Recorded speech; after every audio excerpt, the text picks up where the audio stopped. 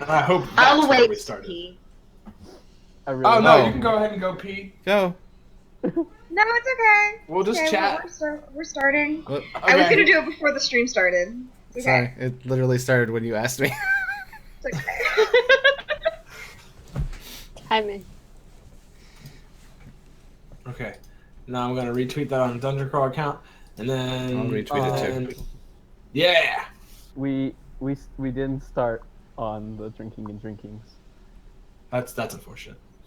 I was trying to get there, but it was taking too long to spin up. I'm like, no, we missed it. No. I mean, that's what I'm doing. So. You know, you could actually do a drinking game in Dungeons and Dragons. Every time you lose your con save for your drinking, you take a shot, and then whoever can't roll anymore, that's the loser. I like it. See, that would be interesting because when I get drunk, I get real feisty. And so if I was playing D&D and was all there's a kind of a reason I don't really drink while I play D&D. So I get real fucking feisty. And it would be really interesting. I would have to be playing a very specific character in order to do that because I would be just getting in fights with literally everything. I don't get mean, I just get feisty. I can't DM and drink because then I get soured of evil. Just a bit. Last Keep time that I, in mind. Yeah, last time. Well, when I really drink it, if it's a glass, we're good.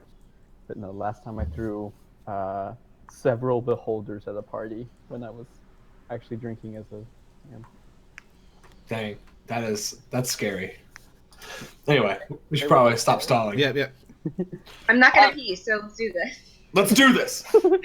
Hi, everybody, and welcome to Dungeon Crawl. This is the second episode in our Sounds in Silo series.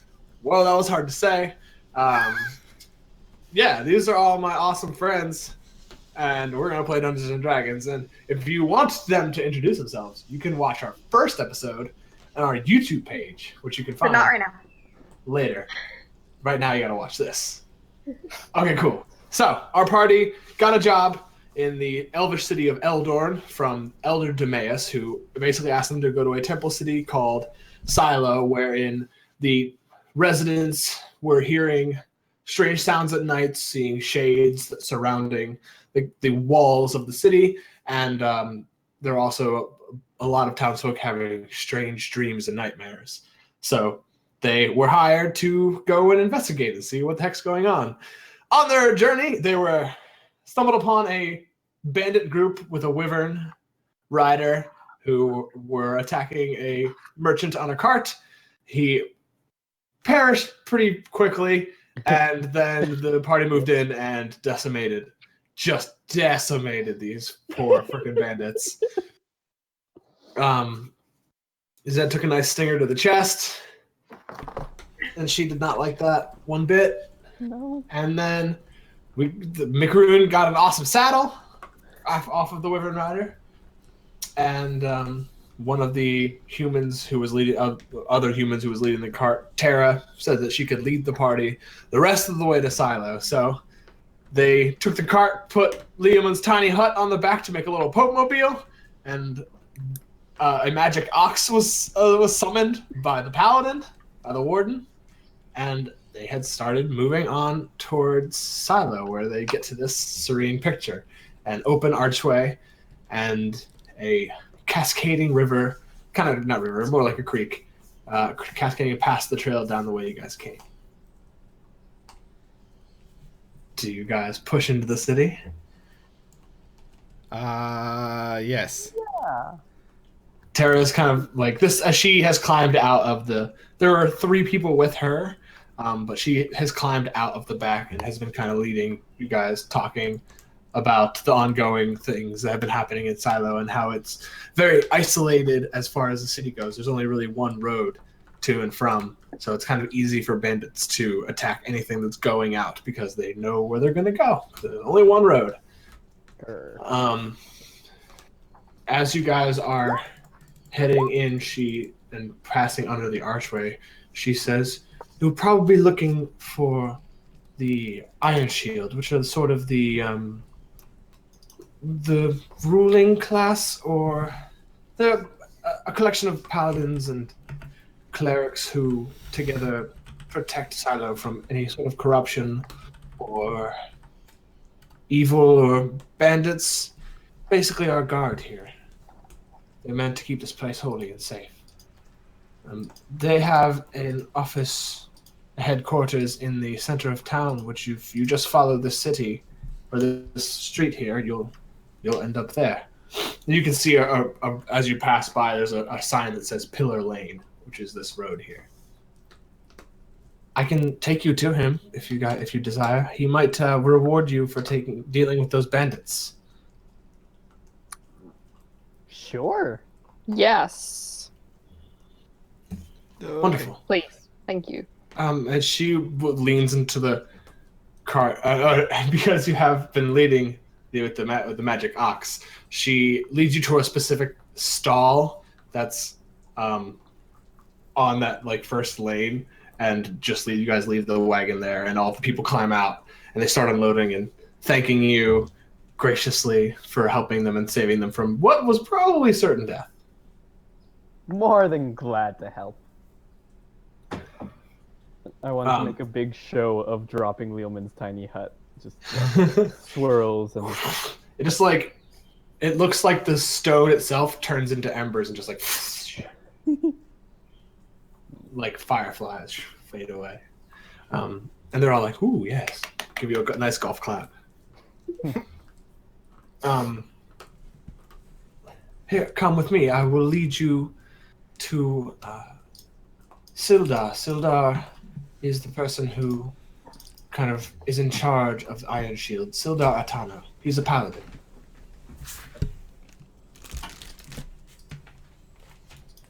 With that, she starts pushing up the road, and you guys can see there's like you're walking through a residential section, but even between some of the buildings, you'll see like small shrines and little churches and different temples. And within every single like small shrine, you see there's at least one person at least one of the shrines. Like there isn't a single memorial or shrine that's empty. Even though a lot of them don't have any markings or symbols or names on them, people still go there to worship. And some of them are just like really small. Sorry, go ahead.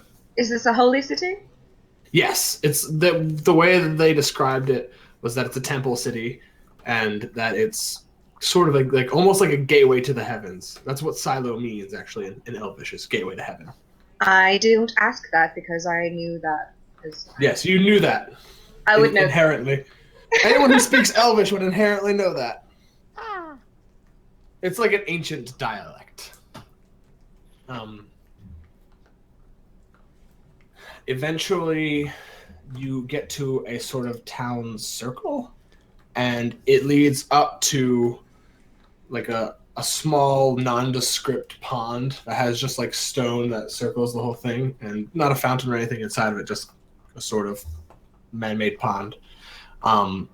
And you could see 4 different cathedrals kind of lined up at the very end of this big circle that makes up the town square, or the town circle, I guess.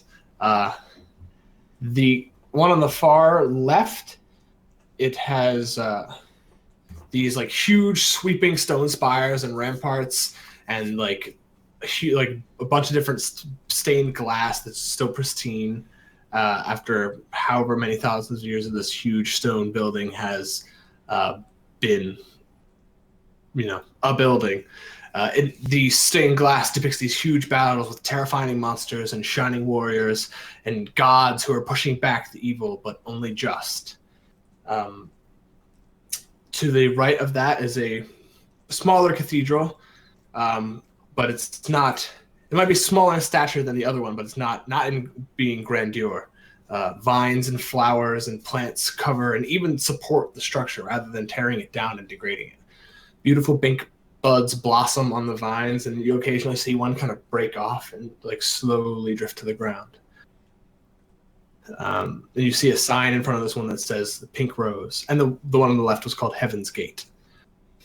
There's a third building that's very utilitarian, very like hewn stone, and it's almost like it's beautiful in its simplicity.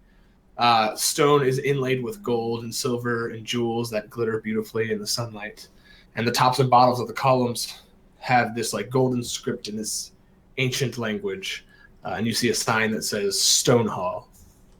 And the last one doesn't really look like a cathedral. It's really weird. It's a smaller wooden structure, almost the same like size and shape as just a very very large inn. The building stands out from the rest of the churches, being the only one made solely of wood. There are ancient draconic ruins of protection that you can see kind of skitter across the wood, keeping it healthy and from withering away. And there's a huge mosaic on the front entrance. The subject is a woman in leather traveling bending down to pick up a white flower on a hill overlooking a lake. And you see a sign that says The Last Home. She just kind of, without looking at them because she's been here so many times, takes you to a building that's to the left of this square as you enter, which is just a small stone building. It's nothing very grandiose and big. There's a wooden door that she walks up to and knocks on, and there's a pause, and then it opens to a small halfling in a blue tunic, black pants, and he looks up and says, "Yes, can I help you?" And Tara says, "Yes, I wanted to speak to Sildar." And the halfling says, "Oh, hold on just one moment," and just closes the door really quickly. And she kind of looks shocked, looks back at you apologetically. And then there's a couple minutes go by, and then the door opens again. And you see an older man, human in his 40s, gray lining his sideburns, and you can see wrinkles in his forehead. His skin is tan, and he has dark brown eyes, a little bit of a salt and pepper beard coming in, and he's tall and broad. He has a sword on his side, a shield on his back, and a holy symbol that actually, Keenalia, you recognize as St. Cuthbert. And he says, "Yes, how can I help you all?" Tara says, "These people saved me and my traveling companions from bandits on the road. I thought that perhaps they would do some sort of reward." And he looks down and says, "Oh, Tara, I'm sorry, I didn't even see you. Please, all of you, come in." We also killed a wyvern, just so you know. A wyvern? And Tara pipes up and says, "Yes, one of the bandits was riding one." And you see his eyes shoot up in surprise, and he says, "Well, definitely, please come in. I will go down the hallway to the right. That's my office." After you all shuffle down the hallway, he follows in behind you, closes the door, and gestures. There's a sofa and a few chairs, and gestures vaguely to them, walks around his desk and sits down. "So, tell me what happened." And he kind of looks towards you guys.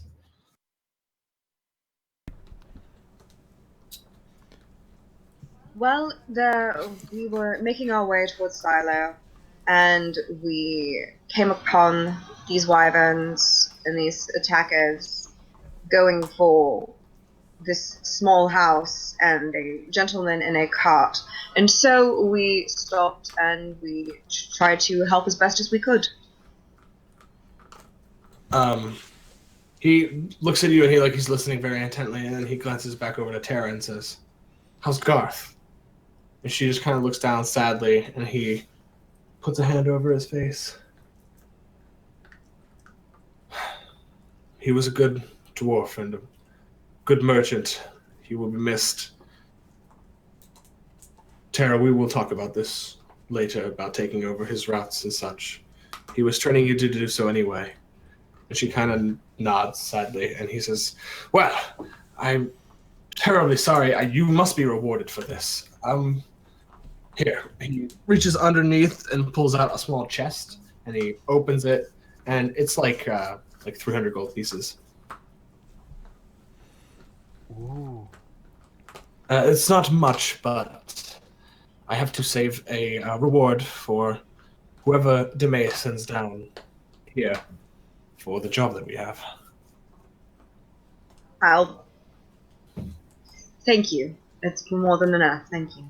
And I just pick it up. Of course, anyone who is willing to help those who can't defend themselves is always welcome here. Very kind of you. He leans back for the first time, really looking at your party, and you can kind of see him studying. Like his eyes will flick down to your weapons and kind of study them. You can see like military training kicking in, like he's assessing your skills. I slink back against the wall. I don't like him assessing me. Well, this is Mr. Pokey. He's my rapier. And this is Senor Stabby, my dagger. Lovely names for your weapons. Thank you. Very apt, as a matter of fact. So what are you doing here in Silo? Do you come as we pilgrims? need help with some shadows. Oh! Yeah. So you are the... So, did you talk to Elder Demeas? Did no, we? we just arrived. Or was that the guy? That was the guy from before, yeah. Put Yes, my right. hand on Rose's shoulder, just There are so many names. We have I spoken just to want Elder to get Demeas, paid yes. on vacation. Good. I haven't experienced any of these dreams myself, but the shades I have seen. It's very odd. Just they look like any person, but they don't have any hair, or they seem to be just kind of made out of shadows. They don't do anything. They just stand outside and look in, but scaring people. And Do they seem more attracted to any particular areas? Any particular temples, any particular... it's a very large city. Is there any place that are being seen more than usual? as a matter of fact, we have seen more of them gather around the walls towards the Heaven's Gate, the unnamed temple. It's just that first one on the left when you came in. With the stained glass. Never really thought about it before. has anyone seen if maybe dabbing some holy water does anything? The Has anyone temple's- outright attacked them? Nobody has been attacked yet, but Has anyone attacked them? The shades themselves? no, we've just stayed away from them. We're not sure what they are, and I don't want to agitate them and have them go after the people who live here. We don't have a very large civilian population. Most of it's people of the Iron Shield, like myself. But there is a small pilgrim population, and we protect them. So I thought it best to send out looking for help, perhaps somebody more experienced than I in this sort of magic. But the nightmares, these dreams, I actually have somebody, a ward of mine, a trainee, that he has experienced these very... Well, here, I'll just let him tell you. Please, we would like to talk to him. He kind of stands up, walks out towards the hallway, opens the door, and he says, he shouts down the hallway, "Kvarin, come here, please." And you hear like somebody move, like a chair gets slid out in the other room, and you hear footsteps walk down the hallway. And Sildar comes back in and sits down, and then appearing in the doorway is a half-elf. He's got kind of long-ish brown hair down to his shoulders, these bright blue eyes, wearing a holy symbol of St. Cuthbert. And he steps in and says, "Yes, Sildar, how can... Keen? Kinalia? Vaughn, what are you doing here? I thought that you were miles away. I was in Themarin, but Sildar was looking for an apprentice. Why are you here? Why are you here? I'm training. This is part of why I left. You couldn't say anything. You couldn't say anything that you were leaving again. I've been trying to stay as close to that area as I could so that I could be around in case you needed something. There's a telepathic link between the two of us. Come on. Can I insight to see what's going on with that relationship? Yeah, sure, go ahead. I am literally the warden right now. I'm just like, oh, I don't know what this is. Listen, calm down. I'm sorry. It was Couldn't moving say so anything. fast. I didn't know where you were. You're always in different places. You're hard to track down sometimes. I just grab his arm and I like pull him over to the corner and I kind of hold up a finger like and like everybody watching us is gonna see that our mouths aren't moving and I'm just gonna start talking to him telepathically. Yeah, he is trying to he's trying to fend off your anger and explain what he has done. He basically tells you that Sildar came to his temple looking for apprentices to check out this place of great holy relics, and he couldn't pass up the opportunity to be apprenticed to such an impressive warrior, and so he came here, and he's been here for about a month. I don't know if you've noticed, sister, but there is only one road out of here, and sometimes getting a messenger out into the world is difficult. We can talk like this! Ever since I got here, it's been harder to contact you like that. I don't know what it is for interfering. Perhaps it's the holy magic here, but I'm glad to see you. And he just forcibly hugs you because you're being his older sister, only by like a couple seconds. It's a whole minute. Whole minute. I hug him back. I'm very happy to see him as well, to be very honest. All right, I tug him back and I turn back to everybody else. Well, this is my twin brother, Kavarin. Hello. This is Pleasure my to meet you. traveling group. Hi. Zed, Hello. and Rose, and the Warden. It's All a very pleasure capable. to meet you all. All very capable, very lovely. They're So, traveling with you, my dear sister. Of course they're lovely. yes, well, you're gonna have to keep up with that if you're going to want any sort of I know it forgiveness well. on this. All right, well, Sildar looks amused at this whole thing. He says, I apologize, Kinalia. I did not know taking your brother would cause him to be in such an amount of trouble. no, And he it's just kind of shrugs. fine. It's fine. He's the one who's supposed to tell me if he's traveling and things like that. Not your keeper. No, just my sister. Same thing. I just sort of look at him. So you've been having nightmares? What's going on?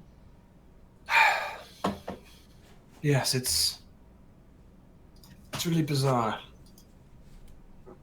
And you actually looking at him now, after the initial shock of seeing him, he looks a little tired, with his bags under his eyes, and his youthful energy that's normally there is very, very sated and mild. And he says, well, sometimes I have dreams, and they're wonderful, vivid memories of us as children, of us battling monsters and destroying evil in the name of St. Cuthbert, but other times we'll be running through the creeks and you'll trip onto a spear point of a blurry-faced soldier sometimes. The monsters overcome us, bite and tear and rip us apart.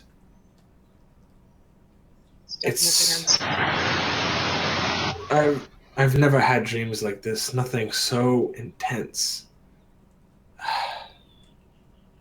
And I especially see that night. And you kind of know what he's talking about. Yeah.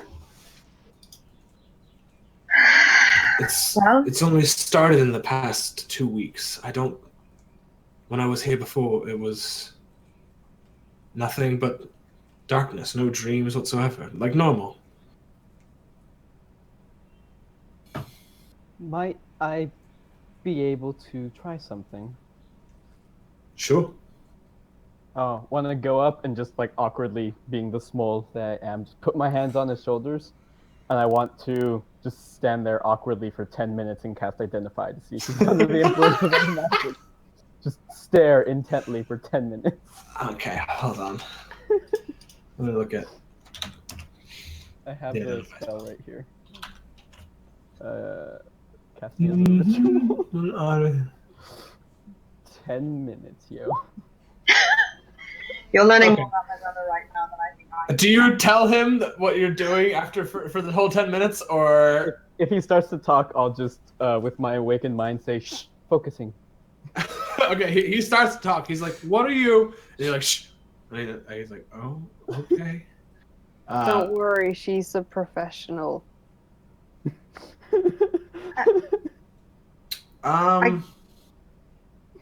You don't get any. There's no spell or anything attached to him. Okay. He just seems tired. That's basically, yeah. That's all you get. Once I'm done with that, I want to. Okay, I guess there's nothing. Detect magic! Okay. Okay. Okay. Awkwardly Let throw me- my hands. Let me see what detect magic does. He's like, "Bah!" You're doing a great job at ingratiating yourself. Doing great. I'm off in the corner playing with a plant. I'm watching. You the see, rest. yeah. It basically says that you see a faint aura around magical things. You see a faint aura around him. But he It's- is magical. He is a cleric. It's like a sort of RNG glow, like the glow of dawn. Damn. You realize that he's magic, right? Well, I do now. You're not the first girl to say that to me. That was your sister who said that. That was her No, sister. That's weird. Dead. Oh, gotcha. It's fine. Oh, Gotcha. He's weird! I'm just gonna walk off back towards the group. Mac, Kavarin, back on the back of his head. Okay. Ah. I had Pull just yourself started to together. heal. You're training right now. Stop flirting with everyone. I don't flirt with everyone. Uh-huh. Insight check. Go ahead.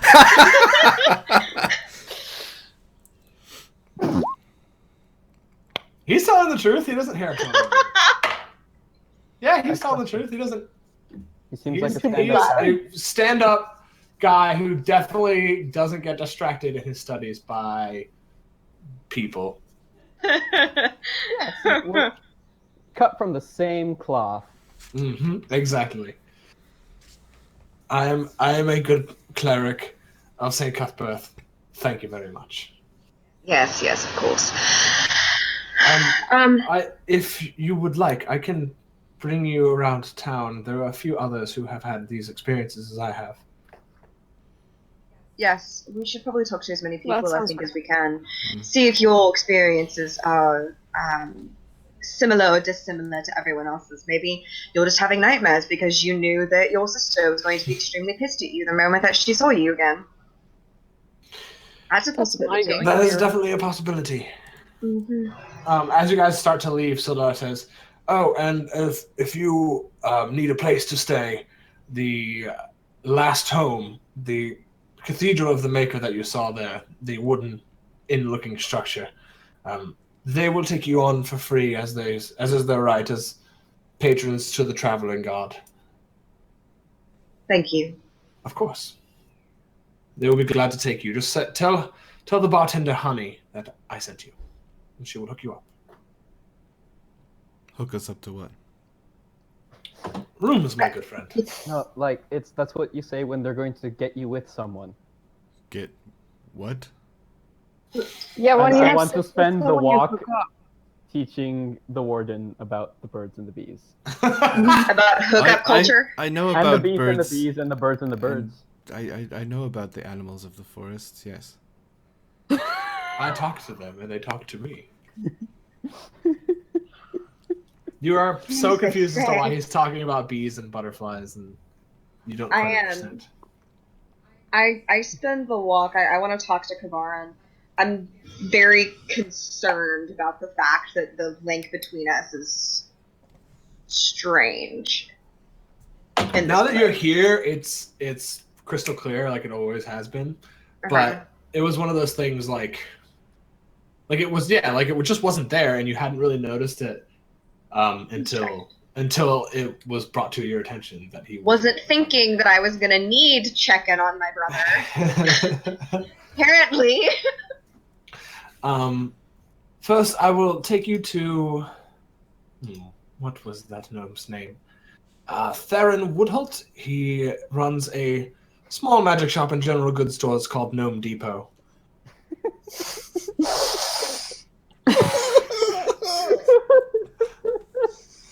I don't know why you were laughing. You had to be there. I might have had Snicket's help with that. That sounds like a That Snicket sounds store. Like a Snicket. That sounds like a Snicket, yep. I was like, can you help me come up with a magic shop pun name? And she was like, oh, can I? She was like, my time has come. Yeah, so I'll take you to see Theron. I know he's been having some dreams as well.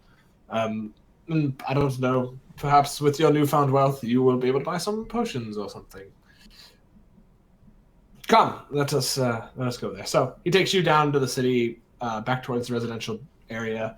You cross one of the few roads that's actually in the city, other than the main road. It's there's two in the very entrance, and you cross down one road and you see a tiny little store that just says Gnome Depot on a sign. Orange. And If the gnome isn't named Homer, I'm gonna worry about you.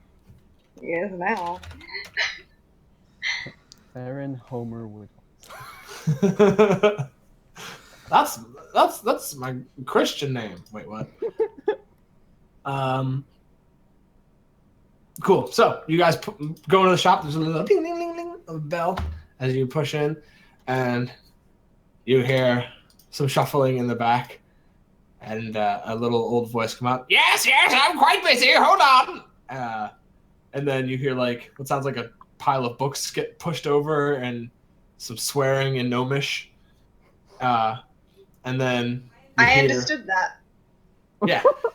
He said the equivalent of titty fucking. And then you hear something get picked up off the ground and then slam down, and then you hear 3 footsteps, and you see a small little bald head slowly rise up from behind the counter. He's got one of those all the way around hair not hair pieces, but his hair goes all the way around and it's bald on the top, and then it flows down his back, and he's got a big potato nose, and one eye is green, the other eye is blue, and he's very wrinkly and old, and he's got 2 big teeth on the top but nothing else, and then just full on the row on the bottom, and he just says, yes, how can I help you? Well, we are in need of some supplies, and I'm Supplies? I can do supplies. I just point to Kavar. He's so much better at talking than I am. I just point to Kavaran. You know him. He squints. Yes, the cleric fellow. You just arrived here just very recently. Oh, good now. Yes. So, supplies, you say? I have a small stock, not very much, but I have a few magic items that might please you. Oh. Please show us. Yeah, so, okay, hold on. Tell us about them. He Wonderful. reaches under, puts a huge book down in front of you. There are 3 standard healing potions. worth 50 gold pieces each. One greater healing potion worth 150 gold pieces. Actually, here, fuck this. I'm literally like reading it off of a Google document. I could just do this. Huzzah! Ooh, Woo. hello. Glimmer Do you offer celebrity discounts? There's no celebrities here in Silo, young man. Girl. Man, girl, sorry. I'm old, I can't see very well. Just to turn to the group. Do you all believe this? Really? I'm sorry, sir, but if you haven't heard of me, I think clearly that might be why business is so empty. Are you some sort of bard? But of course, and I want to. What can I do But here? of course. I'm going to prestidigitation, just crazy sparks and like confetti in the air, and I want to mage hand my kazoo to just start flying around as I pull out my. What do I have on me also? As I also pull out my saxophone. These soothing, sultry sounds of the kazoo and saxophone duet. Yes. Oh my god. His little beady eyes go a little bit wider. Go ahead and roll a performance check for me. Okay. Oh my god. Ah, sweet maker above! Well done! Well done, lass. Thank you. This is... I have not heard music this great since 100 years ago. See, that's why I wasn't even born yet. All right. Putting my saxophone back. I up. will give your group discounts. What do you want? I just my eyes like just gaze at the broom of flying, just like Like forlorn. like not in a million. I don't have anywhere near enough money. But Awakened mind. What the fuck do we want? I'm not prepared for this question. Of the +1 weapons, are there any scimitars or rapiers? He has both. So he has a +1 rapier and a +1 scimitar. So whichever you would like.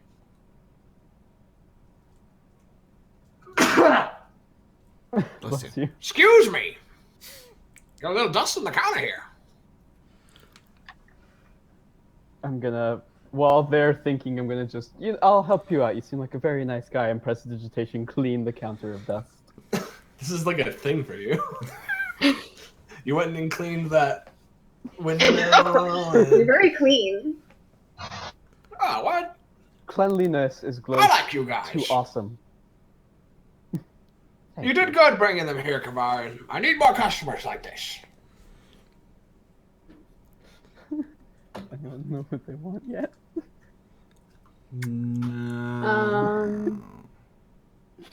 I think I want the healing +1 potions. rapier, +1 rapier? Okay. That's 1,000 gold pieces. but with the discount.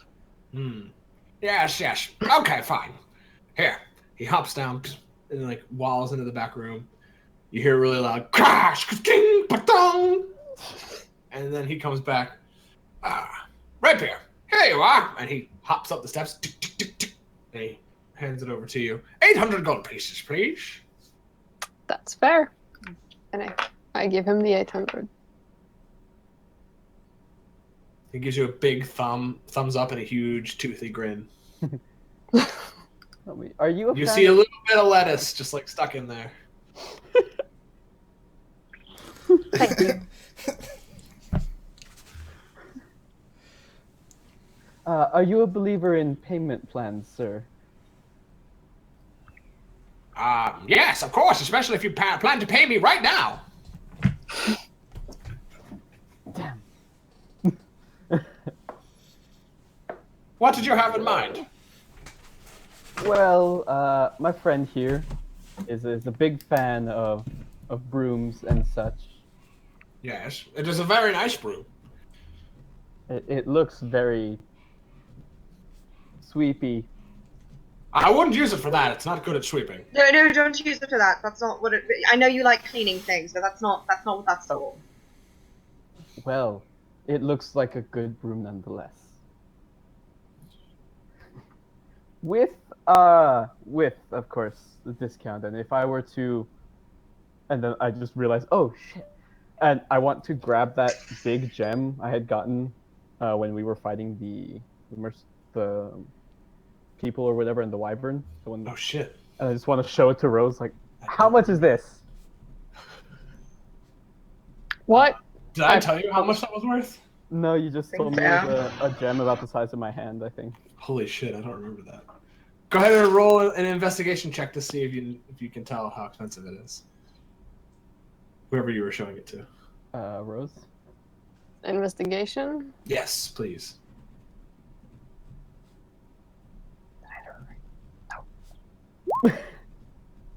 Oh, what? Oh. You're not sure. It could be worth anywhere from like 300 to 1,000.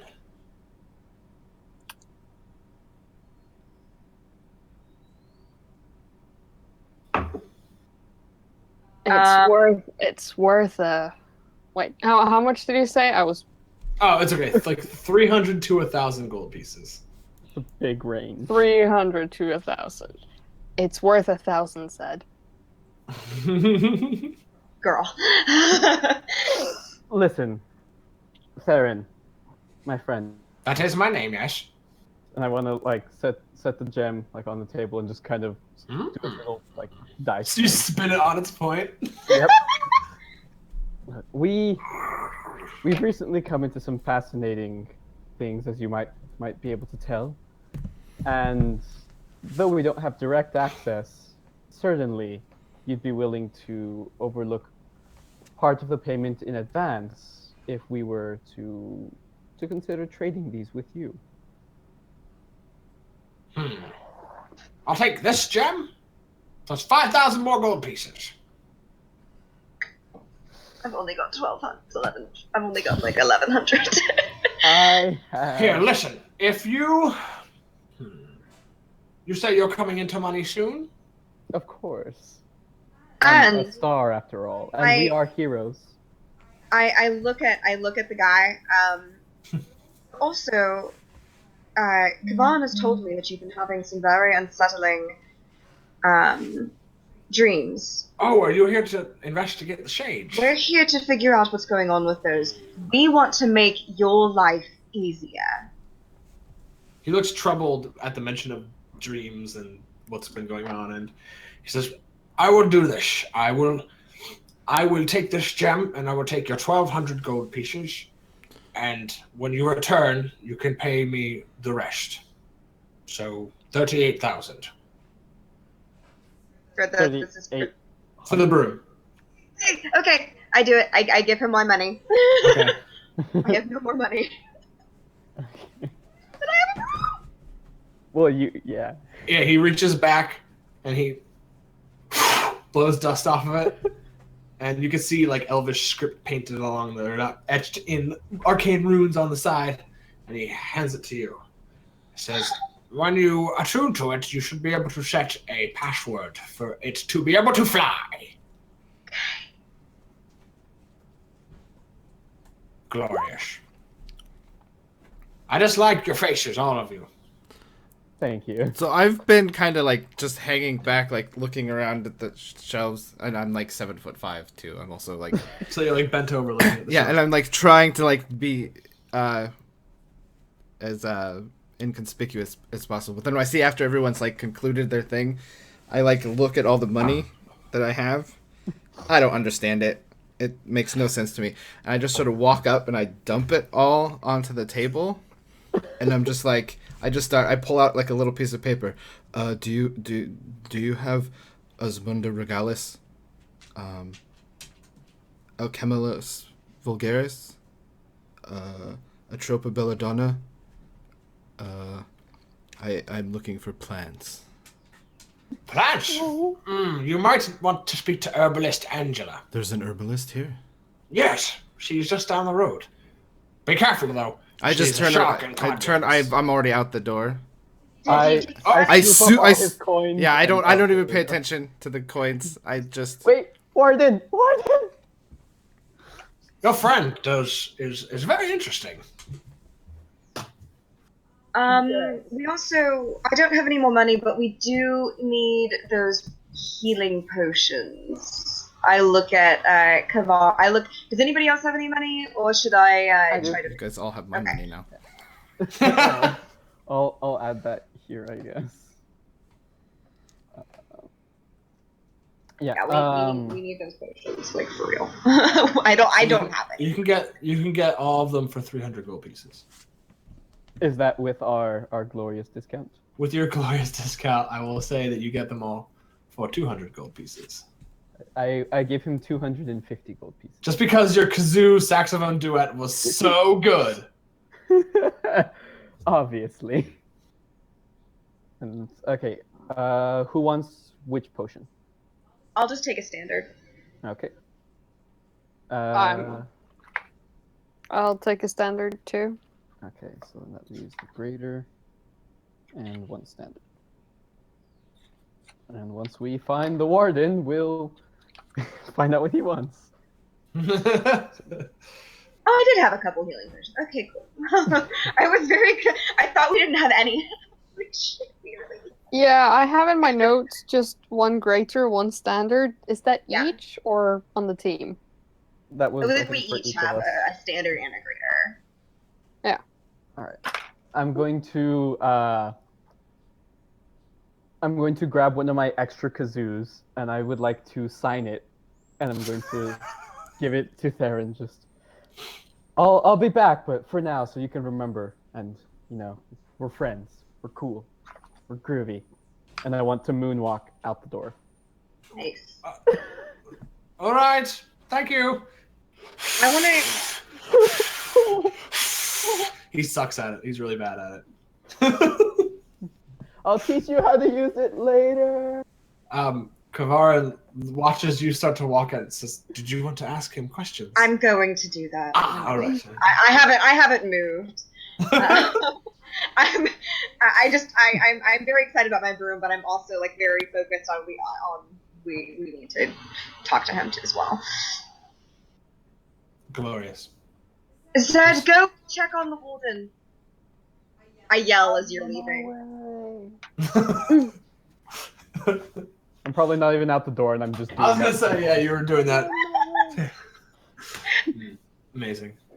Was there anything else I can help you both with, or all of you with? Well, Yeah, two is of your Verna friends still left. here? We would like to hear about your nightmares. Oh. Yes, as much detail as you can give us. We want to investigate, and we want to make sure that we find the source of this, so we can put it into it. When the nightmares. Well, and then Kavaran kind of looks like his eyes soften a little. He says, "It's all right, Theron. Just tell them what you told me." And he just kind of like bobs his head and says, in like a dead voice, "A long time ago, I had a wife. Her name was Jen. She got really sick and lost her mind and her physicality and was losing her health very rapidly over a few months, to the point where she hardly even recognized me or sometimes was terrified of me. She died soon after that. My I'm sorry. nightmares are... It's okay. Time heals most wounds, at least partially. There were times where I would dream of her chasing me, just terrified and screaming with a huge dagger, and he kind of looks down like he can't even say it. And other times, back in my youth, I was an adventurer, sort of like you. I would look for ancient relics to start up my store. But in my dreams and these nightmares, sometimes I find an object that imprisons me for all eternity. And it feels like a millennia goes by as I'm sitting in a dark space.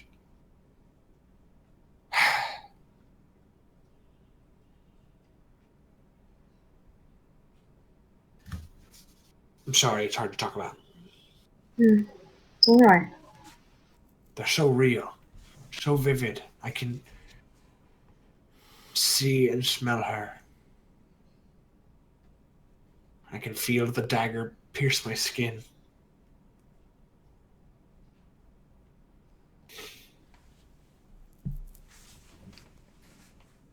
There's something about the dreams, though, something different. Like, there are some times when they're not bad. It's just long days enchanting with her, or my first days collecting artifacts. They're not always terrible. Like, I don't know. Like, there's two parts. There's the bad part of the dream, and then there's the good part. Does that make sense? I don't even know. What makes these dreams feel different from normal dreams? They're so vivid. It doesn't feel like a dream. Even when you know it's not. It tricks your brain just thinking that there's no way that this isn't real. Is there always a good part and a bad part, or are the good dreams separate dreams on separate nights? There's always a good dream and a bad dream. Does the good one come first? It depends. Sometimes the good one comes first, sometimes the evil, the dark one. Are the good dreams actual memories? Or are they manifestations? I don't think they're actual memories. I think it's my own creation. Possibly be a way of your body attempting to defend yourself from the nightmares. Perhaps. I look at Kavarin. Do you as well have good dreams and bad dreams in the same night? Yes, as I said before, sometimes I see us playing together as children. I see my mentor, and sometimes, like he said, they feel very real.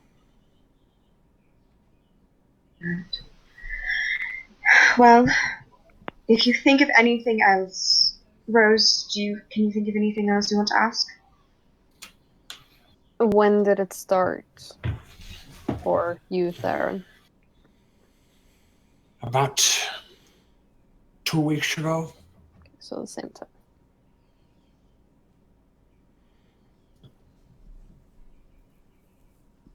And you can tell, looking at him and then looking at your brother, that he looks similarly tired.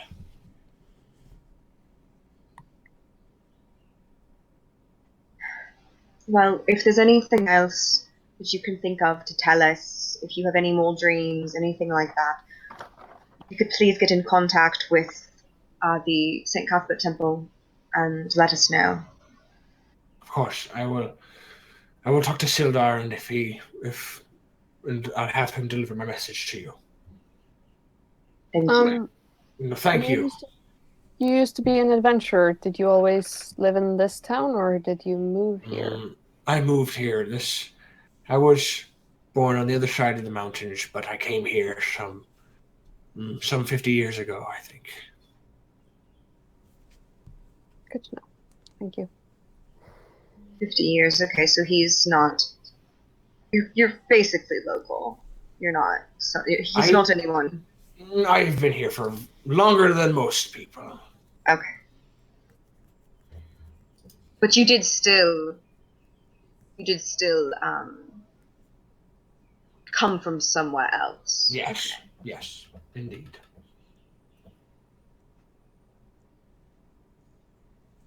As someone who has been here for quite a while, did Sildor, that's his name, right? Yes. Did Sildor come from... Is he someone who was born and raised here, or did he come from somewhere else? You know, I'm not rightly sure. I feel my old memory these days. I think Sildor's been here since he was 10. Part of the Iron Shields is recruiting people from other settlements. Thank you. Of course. Rose? Yeah, I can't think of any other questions. Thank you for your time. Of course. If you ever need anything, any more items, I'm always here. And thank you for my broom. He bows and then almost falls over in his like step ladder. He's like, oh shit! Fuck. Oh. We're good. Have a wonderful day. Do you guys go off and try to find the warden? Yeah, we do. Cool. So As the we- warden, you as take we off leave- running down the street. Just giant steps,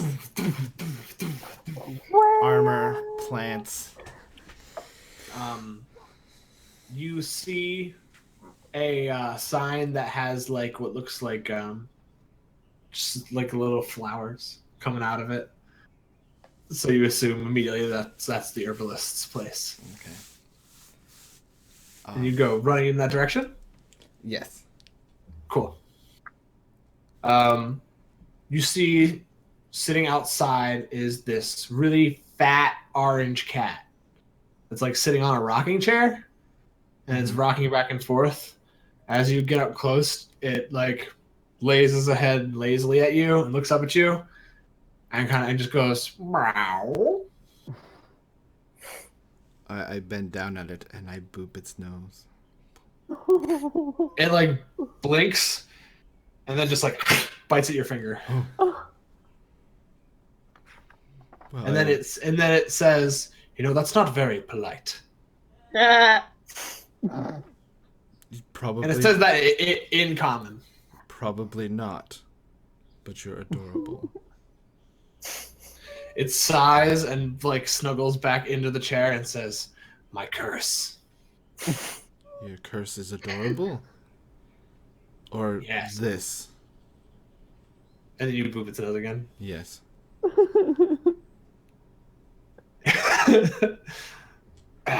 As you go to boop its nose, I need you to make a wisdom saving throw. Oh boy. How's this work? Oh, okay, that's. Okay. You feel your body start to like lock up suddenly, but then it fades away and you boop its nose. And it blinks, looks up at you and says, "Well played." And then you I've come hear looking. a sing. Sorry, go ahead. I've come looking for plants. As you say that, you hear a sing-songy voice come out from inside the shop that says, "Gary, do we have customers?" And the cat just kind of yowls "Meow" again, and then a woman peeks her head out really suddenly, and she has like really intense red curls that are like exploding out of her head. She looks like she's probably in her like late 30s. Pale skin, freckles across the nose, kind of reddish cheeks, crazy wild eyes, and she has bone piercings in her ear that are just like bones pushed through. It's not really nothing. Mhm. There's no jewelry really to it. And she's covered in like a leafy green dress and has a staff in her hand. And she sees you, and her eyes go wide, and she says, "Oh my, I haven't seen one of your kind in a very, very long time. Hello, how are you?" I'm fine. Yes, we don't come out very often. I think the last time I saw them was about 400 years ago. Probably. And you look at her, and she looks like she's human. But she says 400 years ago, so you're like, what? Your kind doesn't normally live that long. I'm not like most humans. Please come in. I have many plants for you if you so desire plants. I do. Come inside, please, by all means. Ah, okay. I come inside. It's like a greenhouse in there. As soon as it's not a very big house. It's like a I small say hello cottage. to everything using the feet that I have. Where is it? The feat where you can talk to Where's- plants. Yeah, my and things. furball thing. Where is it?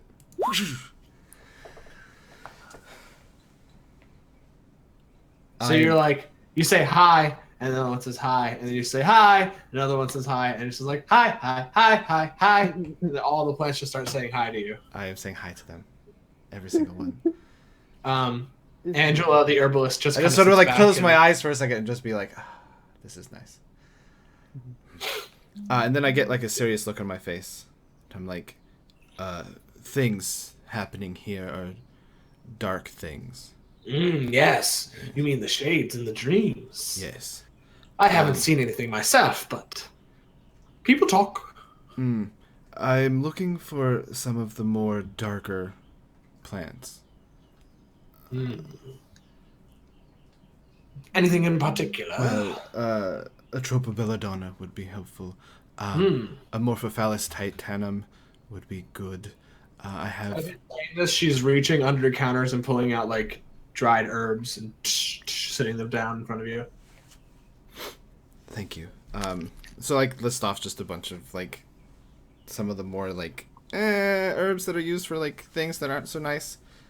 Poisons and diseases Yes. and But then- paralyzers.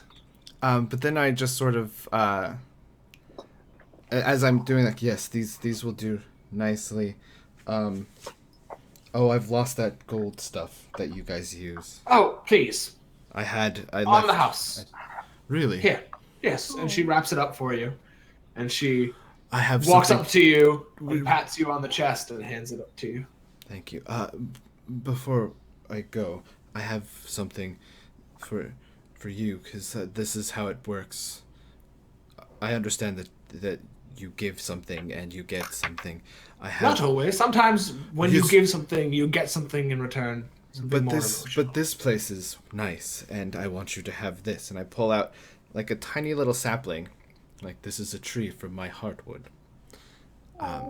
This is for you. I was wondering, I have a small collection of trees back home, and since I've been out here searching for the things that I'm searching for, I've been collecting some other things. There's a tree here that I'm very fond of. It's I wrote it down, and now I've lost it. Do you mean the great tree that you were in, the one that talked No, to you? no. Like this is just like a natural tree that happens in the like this. It's not a tree. It's not a tree that's native to my area. So basically, what the warden does is like, as I've been journeying, I have a small collection in my own little grove of the trees of the world, basically. Oh, that's so cute. So Stop making me love you. sorry, I had it here for a Dustin second. can't do that. He's just so lovable. Where did it go? Yes, it's a species that I'm quite fond of. I'm looking. I think its name. Where did it go? Sorry. I had this Its plan, name is Steven. and then I lost it. They call it Tim. Steven the Treven. I'm sorry. It's a cool little plant tree thing. Acer griseum. I was wondering if you might. I would love to hear. This is a very special gift that you have given me. And I don't think you might not fully understand why, but you will in time. No, One more thing. And as you bend down to give her that, she, out of her hands, just conjures a necklace of flowers, Mhm. and she throws it over your head. Oh, And she says, "Those flowers will never wilt as long as you draw breath." thank you. You are very welcome, Guardian. And she bows.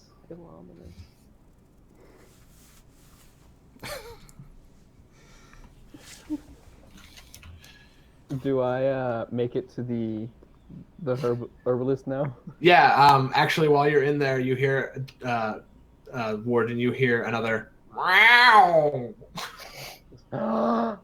Kitty! And I want to try and pick up and cuddle the kitty. as, you Oh go, god. as you go and try to pick up the cat, it says, "Try it, and that's the last thing that you'll do." Holy sh! And I just jump back and stare for like a minute. Do I hear that? Oh yeah, you hear all of it. Oh, that would be Zed. She's famous. Good luck on your travels, and I hope you find what you are looking for. Thank you for this. And I take the little thing and I add it to my little collection pouch thing. I ship it. Okay, so when you make a death saving throw, you can use that charge on your necklace to get advantage on a death saving throw. Nice. Yay! Damn. Sweet. That's cool. Thank you. Ship it double now. I don't know if anyone's ever read Aragon, but Angela the Herbalist might be a reference to something. Wow. I have not read that. Yeah, she has a werecat named something, but this one's name is Gary. Gary. I'm staring down Gary just. What, you've never seen a werecat before? No. Oh. Yes, bask in my glory. You're amazing. And I am going to, unable to help myself, try and pet Gary. Just like Gary will slowly permit. but very will permit intently, the just pet. reaching forward and start scratching. As you get near its belly, it swats your hand away. Never the belly. I'm gonna try and scratch behind his ears. I like your purr, Chris. That's like, it's because he talks and also purrs, so it's like, kind of like a gargling. Gargle.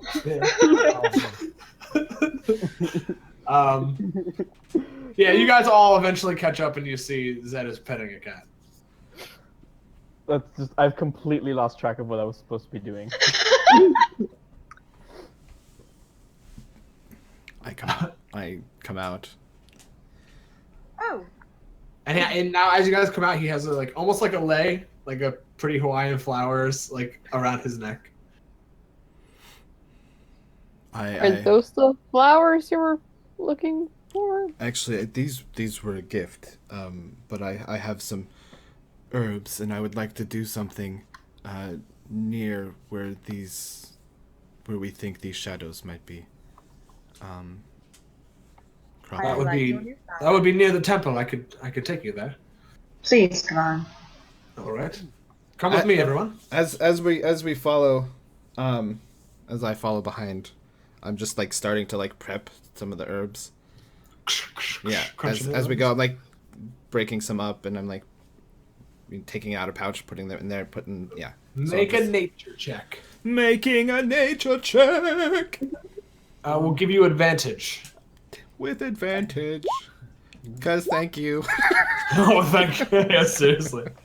Okay, you've mashed them up to a fine powder that seems to be like the essence of the plant. Mhm.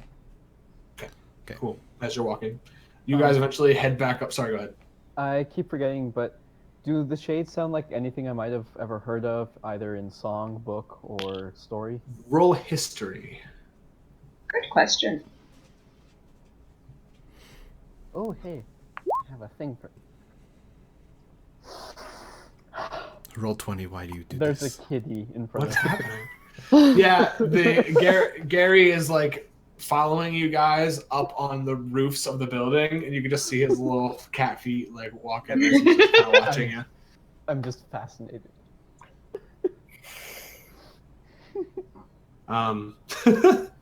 Yeah, Kavarin leads you guys up back to the town circle where those 4 cathedrals were. Leads you towards the one all the way on the left, which is called Heaven's Gate. And he, as you're walking towards it, he says that this is one of the unnamed gods. I'm sure you've seen some of the people praying at various shrines that had no markings on them. This is one of those lost to time. People still come here to worship whatever deity might have once been here. More of a as a love of spirituality than worshipping any one god. Cool. Oh, hey, look, Gary. Is there a specific area that they've been seen most?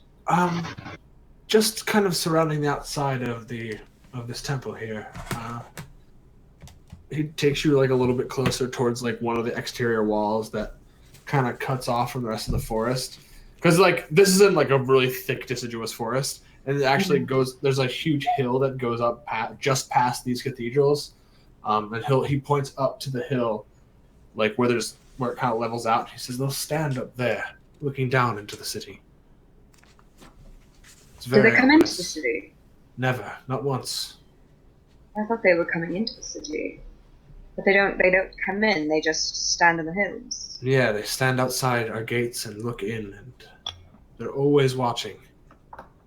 It's this very only creepy. This is only at night? Only at night. Starts Do during they- twilight. Do they leave once light hits, or do they leave at various stages? As soon as the first like hints of rays of sunlight, it's like you blink and they disappear. Interesting. Has anyone tried to,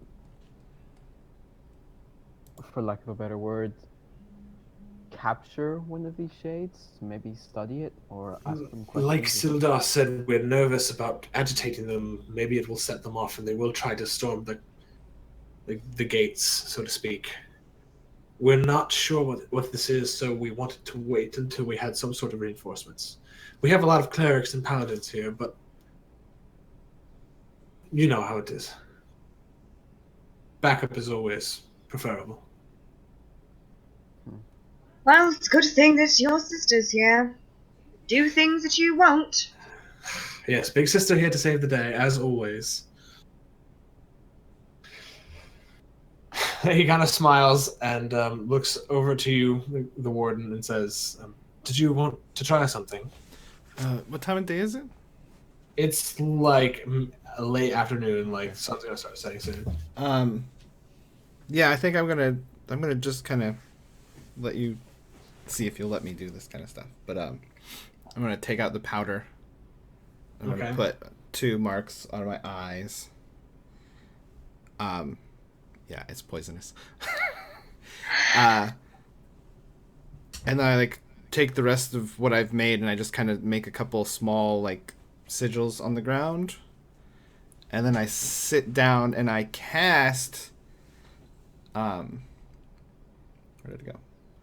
I cast Detect Evil. 30 feet.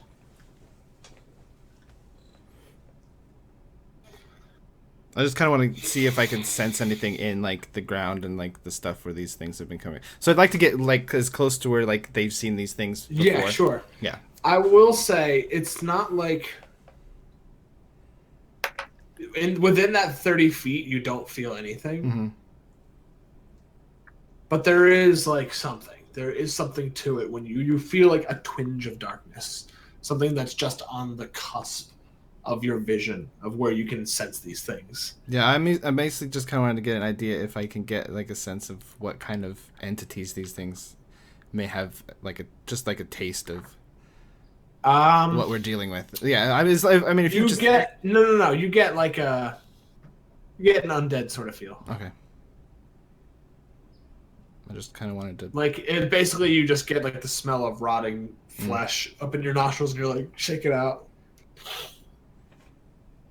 Okay, I keep sitting there though, Okay. and I kind of just sort of mumble back that I definitely sense some kind of undeadiness.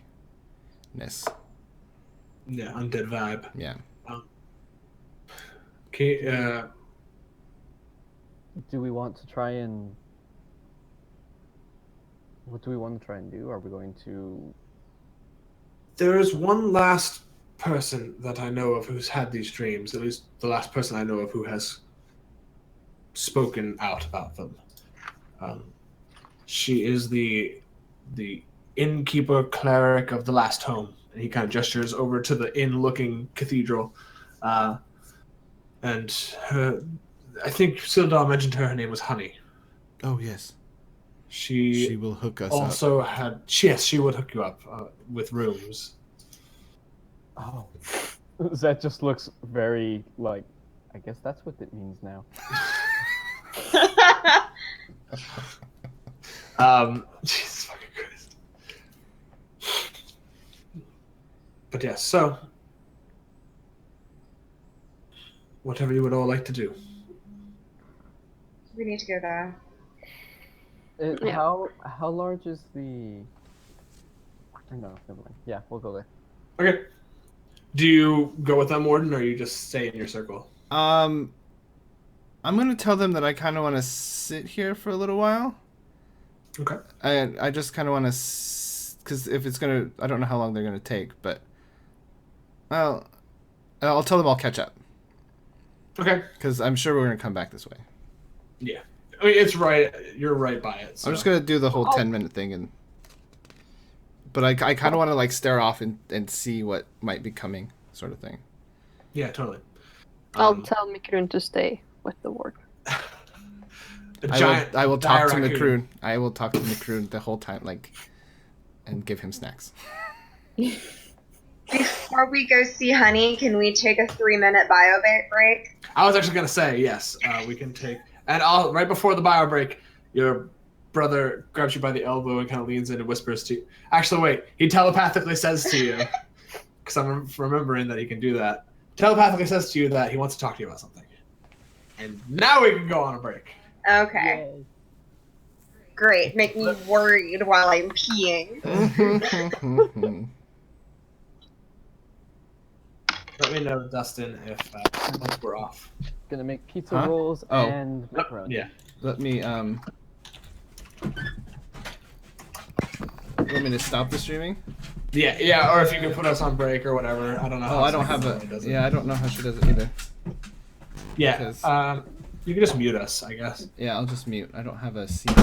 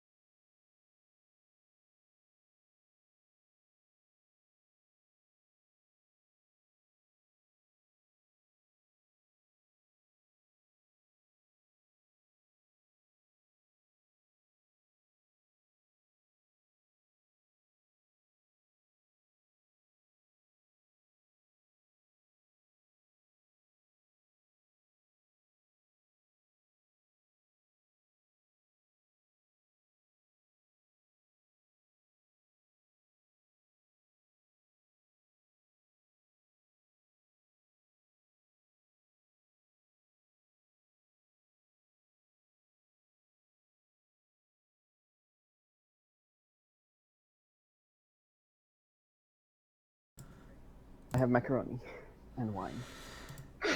Okay. Everything's back up. We are back up. Yeah.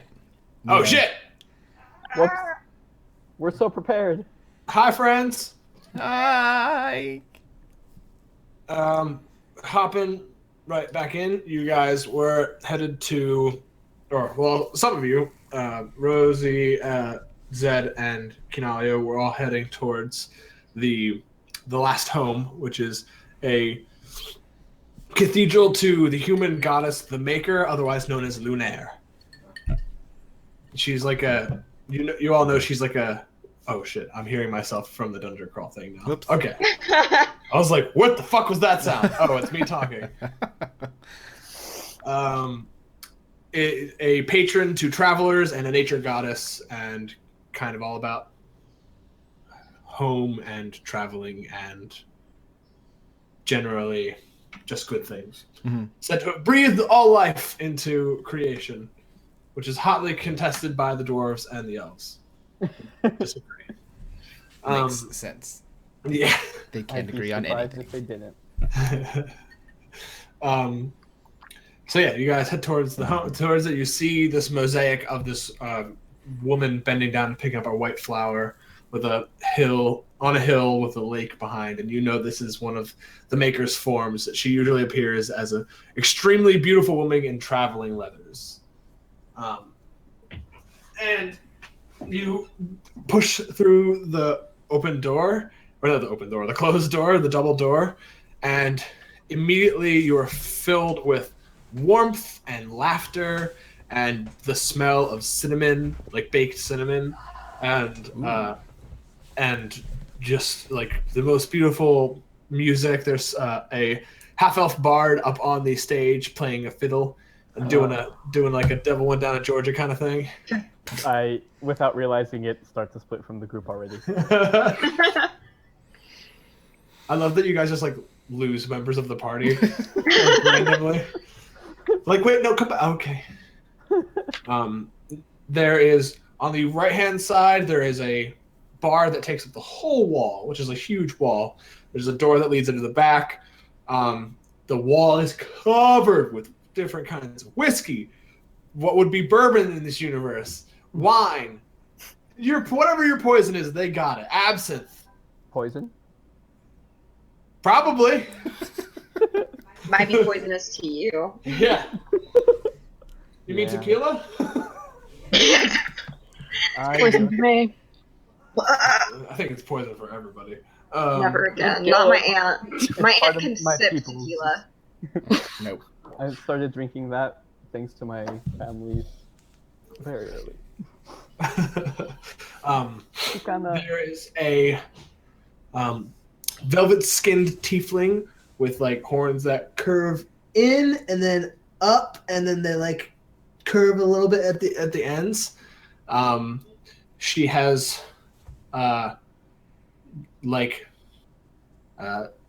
reddish blonde hair. It's kind of curly, a little short.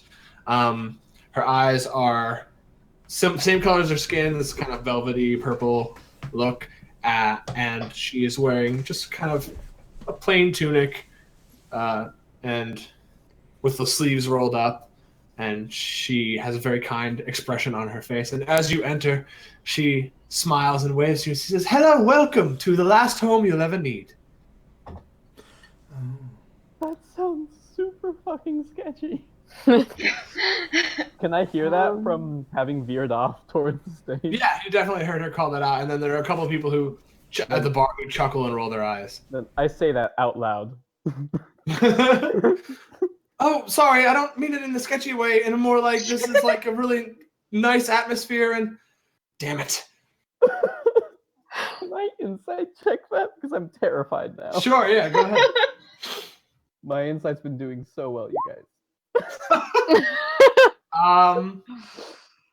She is hard to read. She must be like an amazing deceiver.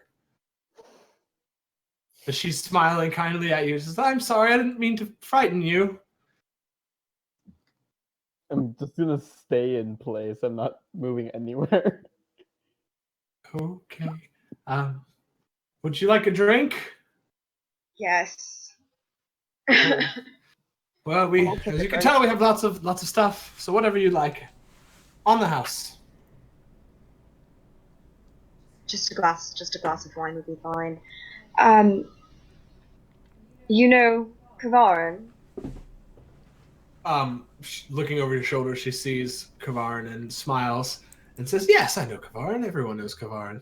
Yes, And he kind of blushes a little and says, "I'm not that popular." And she grins and says, "Of course you are. Everyone's talking about the new handsome cleric who's in town."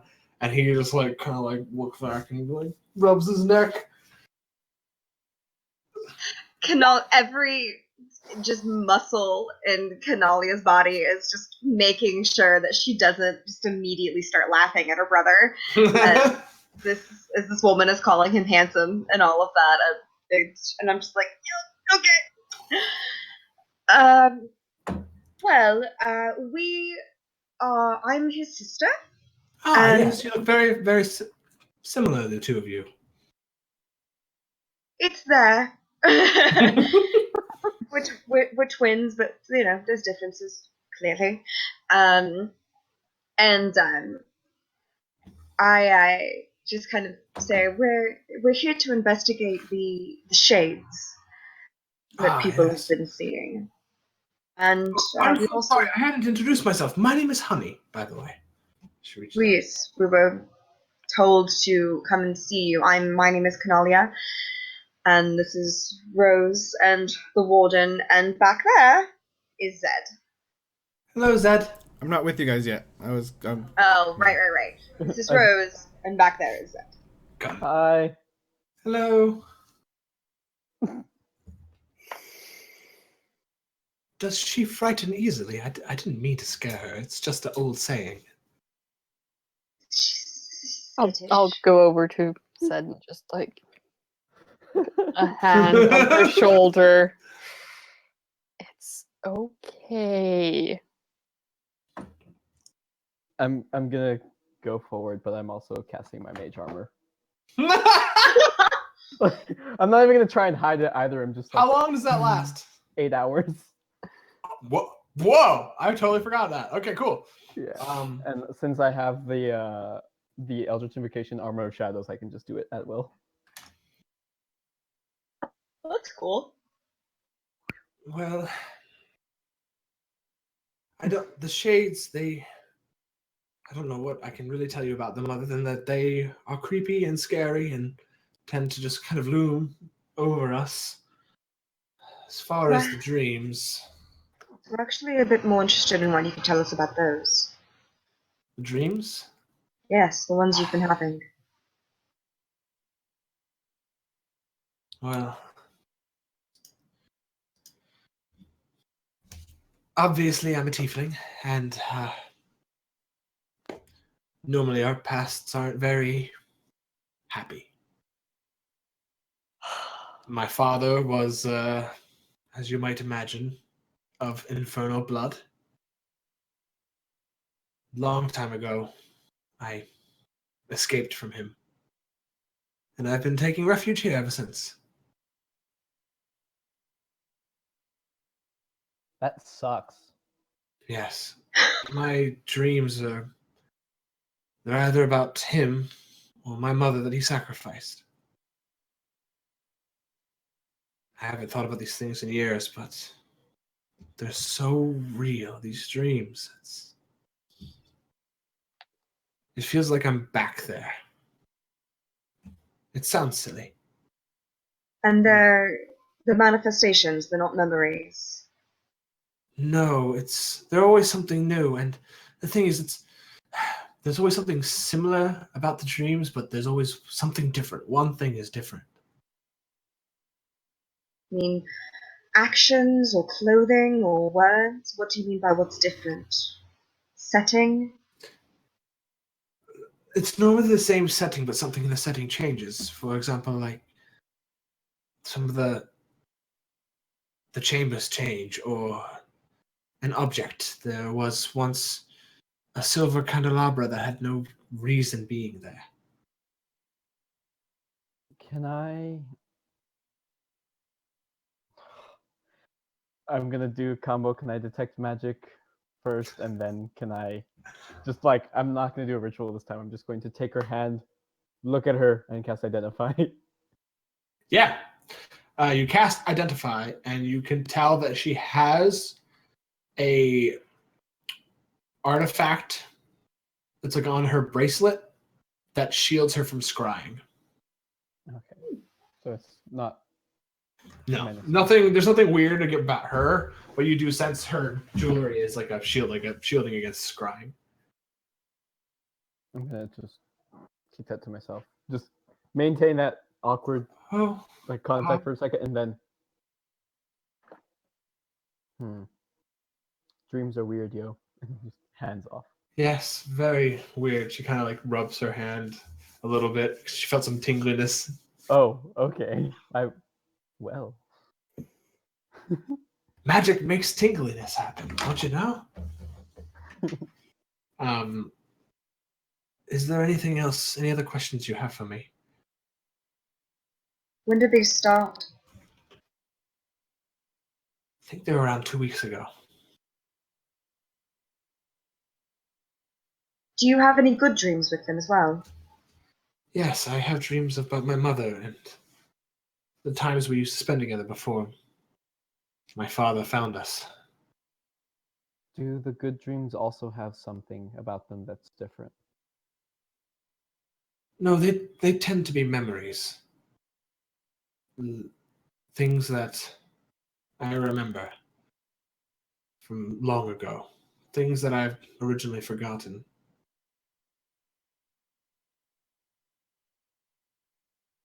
I lost my mother ages ago, but to remember her so clearly.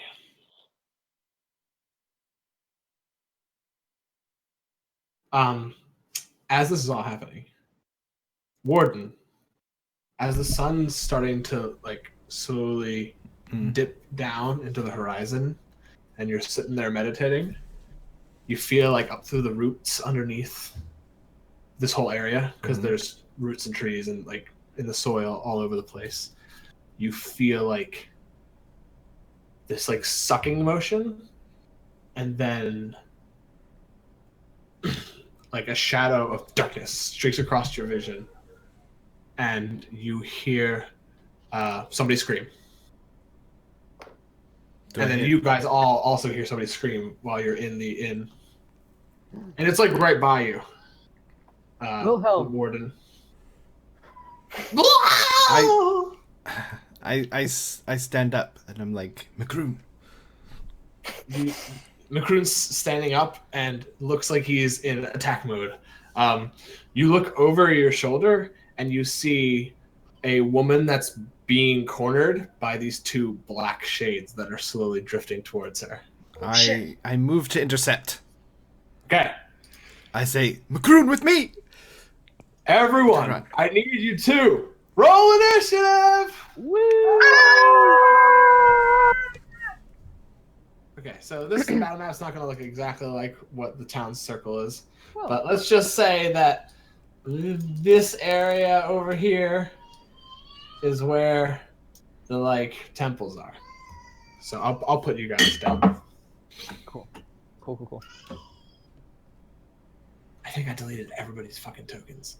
I think we might be able to drag and drop ourselves onto the thing.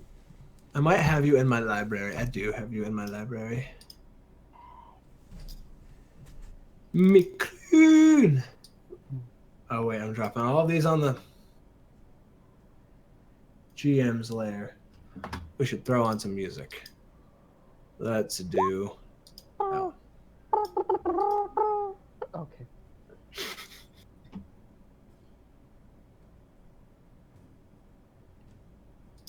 Macroon!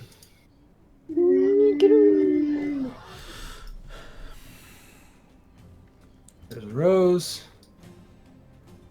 Oh wait, hold on.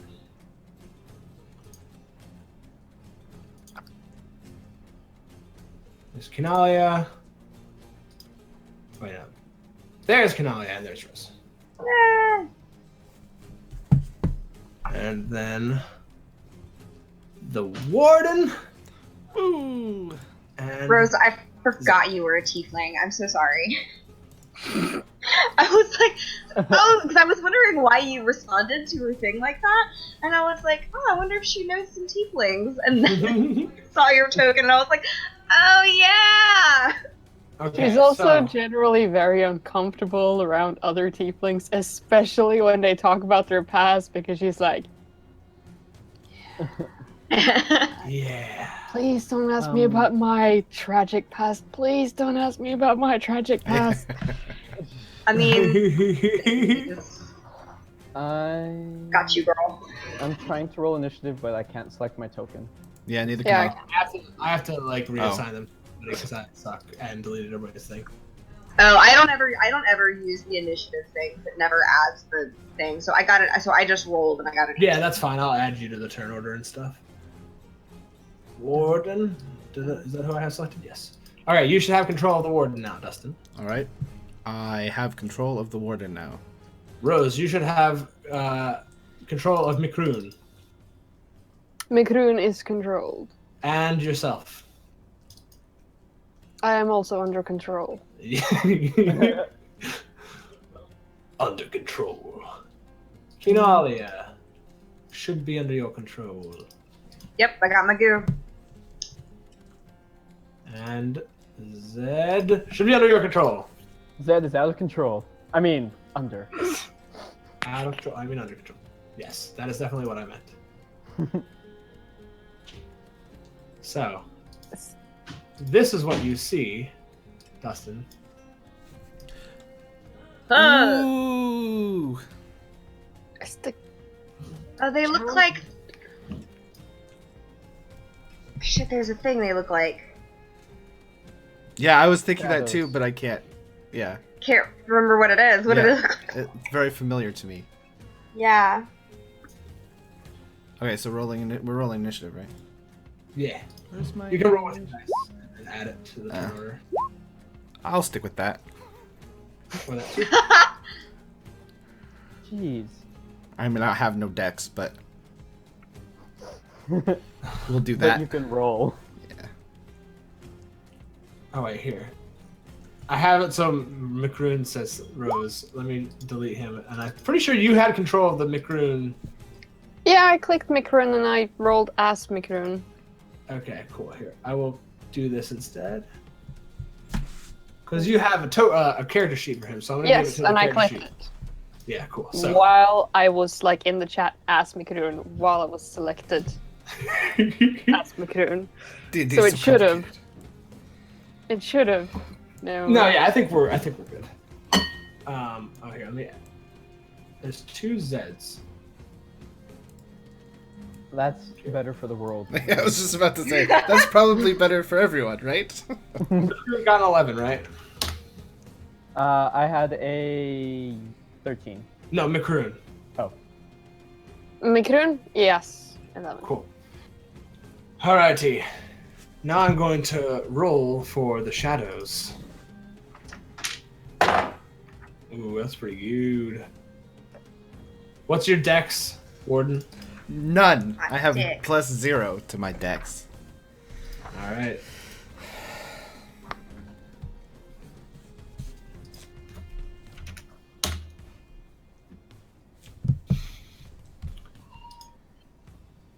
I don't remember anything I can do. Neither do I. It's okay. We'll do it together. We'll get through this together, you guys. I don't know what I'm doing either. Mikroon is first. What can Mikroon do? Everything. Because we believe. So there's a dude. I said it's a woman, but now it's a dude. Is it because that's the only token you could find? It was the first one within grabbing distance.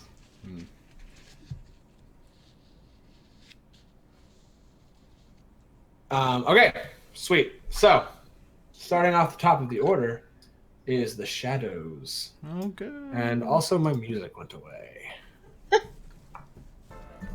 So, this shadow is going to move up to this person here. And and it's going to reach out with cold, dead hands. And touch Faith, Yes. because that's the person's name. Yes. Faith the Baker. So We lose another NPC at the very beginning of the battle. I'm gonna be really pissed at us. it reaches forward, and you see it's just like its hands pass through the man on the ground, and you see the color drain from his skin as he's like looking up in horror at this thing.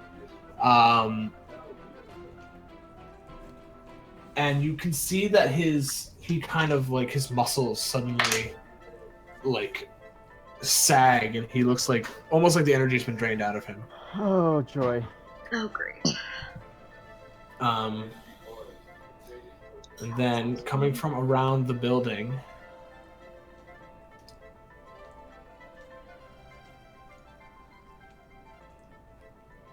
is another shadowy figure that's coming right for you, Warden. It sees you in this like circle of darkness and seems kind of drawn to you. Not darkness, of this like dark plant matter, and seems drawn to you as it comes in to try and touch you. How dare he? Does a 22 hit? Yes, a 22 will hit. Okay. You take 6 points of necrotic damage, Okie dokie. and your strength score gets reduced by 4. It does what? Oh, that's So not for not the modifier, your big number. Yes, the number that's. Oh wait, I'm sorry. You have to make a Constitution saving I was throw. gonna say I should have to make some kind of save for that. Or are you? Nope, I'm just screwed. No. Shit. So yeah, it's actually not 4. It's 2. So Okay, your so I'll strength go- your strength score goes down by 2. Okay, so I just bumped it up when I leveled, so we'll just take it back down to what it was. Okay. Don't let Um, them touch you. You see another one out of your vision, out of your periphery that's down farther. Hold on, I'll pull it up for you. And there's also one here. So you see you see all of those there in front of you. Okay. This one moves up towards you. Crap. This one Jesus, moves there's up towards 3? you.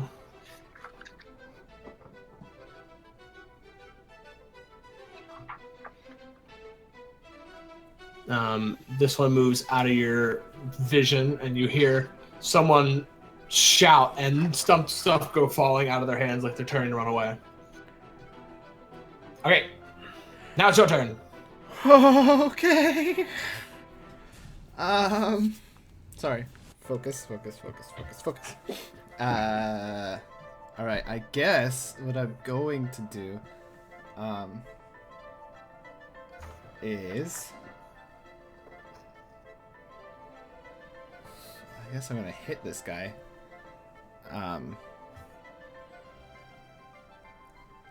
And smite the crap out of him. Which, let's see, where's my smite? Oh, where's my weapon? Okay. Swing this. Well, at least I have 2 attacks. Hold on. Oh. They have a really shitty AC. Oh, okay. Is a 10 gonna hit? Does it have that shitty of an AC? No, but Okay. it is shitty, but it's not that shitty. Okay. I'm just like reeled by this touch of this one. I'm just like can't focus. It feels completely unnatural to you. Sweet. Yeah, that definitely is. Okay, and then I'm going to smite off of that Okay. with a guess. Where's the?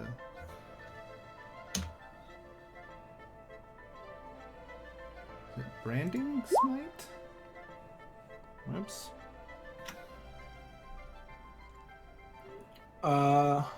That's the radiant one. Yeah. 2d6 radiant. Yeah. Cool. That's the one I wanted.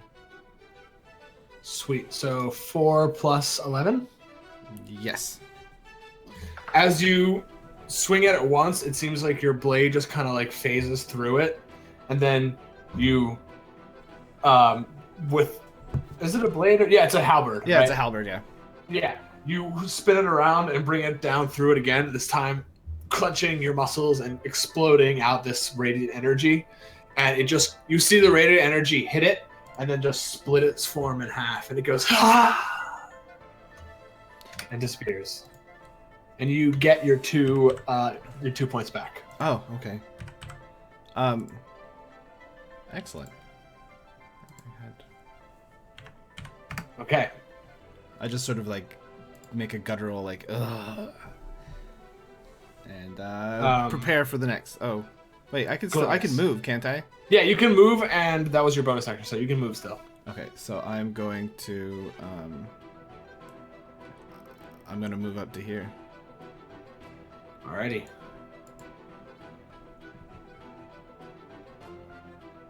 Okay. Cool. That'll be it. Glorious. All right, next up is Kay. Alright, I'm going to look at everyone and look at Kavarin. We'll talk later, and immediately... Just to make it easier, because I didn't roll up a character sheet for your brother. He's gonna stay inside and make sure that nobody gets attacked inside the inn. That's fine. What a hero. Do what you gotta do, Kavarin. He casts Bless on you, though. Oh, thank you. What does that do? I don't know. I think it gives you a D4 to ability checks and That's what it does. ability checks and attacks. Sweet. Yeah. He does it to all 3 of you. You all have Bless. Yes. Thank Bless. you. Stay here. So yeah, Rose, Zed, and Kay all have Bless. So good luck. I'll make sure that nothing comes in here. Good. Okay, I run outside, and with a full movement, I can do a complete line through these 2. So when I see these shades, First, make a perception check. Because you're coming out the door would be right here. right, You would have to like see them through the brush here. right, okay. Hang on. You've got this. I'll give you advantage because he was a okay. Perfect. Woo-hoo! Yeah, you got it. You definitely see them. You like Okay. hear the footsteps, the like very loud footsteps of the warden, and you duck around the building and you see them there. Okay. Then as a bonus, I'm going to pull out my bow, and as a bonus action, I'm going to create a magic arrow. I'm going to create a piercing arrow. So go I through use, one and then hit the other. Use transmutation yeah. magic to transform your arrow into an ethereal dart that passes through its target. When you attack with this arrow, it fires forward in a line. You can make a separate attack. Blah blah blah. Okay, so I'm gonna attack. So Am I too rolls. far away? No, Does you that got mean it. okay? Because they have to be within 30 feet of each other, I think, is the thing. Yeah, they are. You're good. So 17, 17 hits. 26. So 16 hit or 26 hits. So that's 9 to. The first one. Because I make a separate attack on both of them. Got it. 9 to that one, and then 11 to the second one. And then I can attack another time. So I get extra attack. And I'll just have a normal arrow. Oh, and it deals 2d6 force damage to both of them. So, because it's a magic arrow. How much force damage? 2d6. All right, go ahead and roll that. 6 to the first one. And 7 to the second one. Okay. You see your arrow goes through and it punches through the first one, and you see like a poof of like a little explosion inside its body, and you see it almost like deforms it. It like mists out into the shadowy mist, and then like slowly kind of forms together, but it's barely holding its form together. The other one, the arrow disappears into it, and there's like a boom, and it just disappears. Sweet. and then I'm gonna take my second attack and attack that first one again Got it. with just a normal arrow. Yeah. 15. That hits. Yeah, and that one disappears as well. Any movement or I use used your my full bonus action? movement to get out there, and I used my bonus action. All right. I'm just gonna yell. I'm just gonna yell for Rose and Zed. Okay. Zed, as you're Actually, coming no, out no, of no. I'm not gonna yell for them. I'm gonna yell at the baker to get the fuck inside. Get inside now!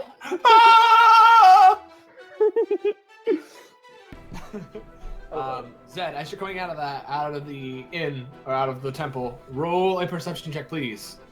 Oh joy. I'm right there, so that should help. It should. Okay. You Best see, perception I've rolled. Best wisdom I've rolled all night. down the road farther, coming around a bend, Mhm. you see this creature. And hold on, I'll zoom it. I will make it bigger.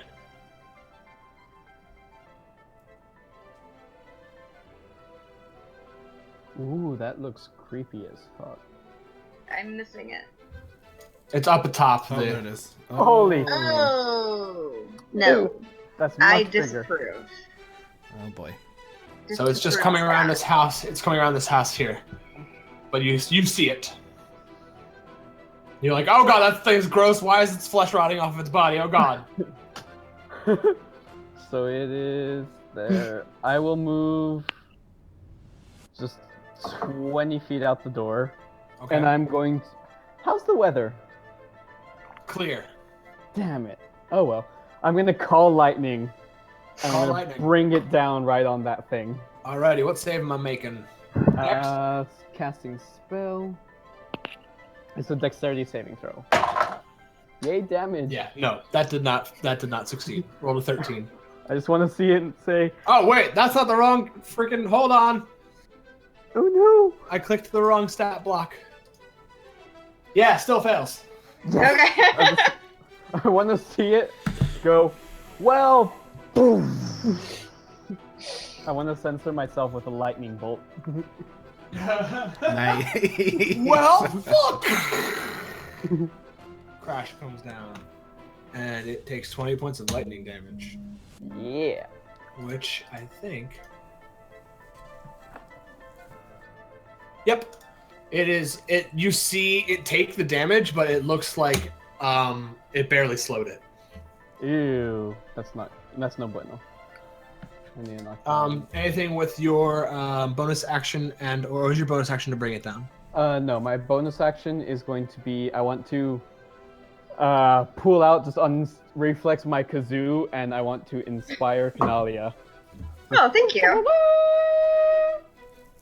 So That that's is beautiful. A D8. battle tune. I will take that. Yeah, so you've got now bless and that. Sweet. Oh yeah. Thank you. So here I'm gonna put a thing on all the people who are blessed. Oh, thank you. Remember your D4s. You can use them for attack rolls, saving throws, or ability checks. Okay. So I'm gonna put little halos on all y'all.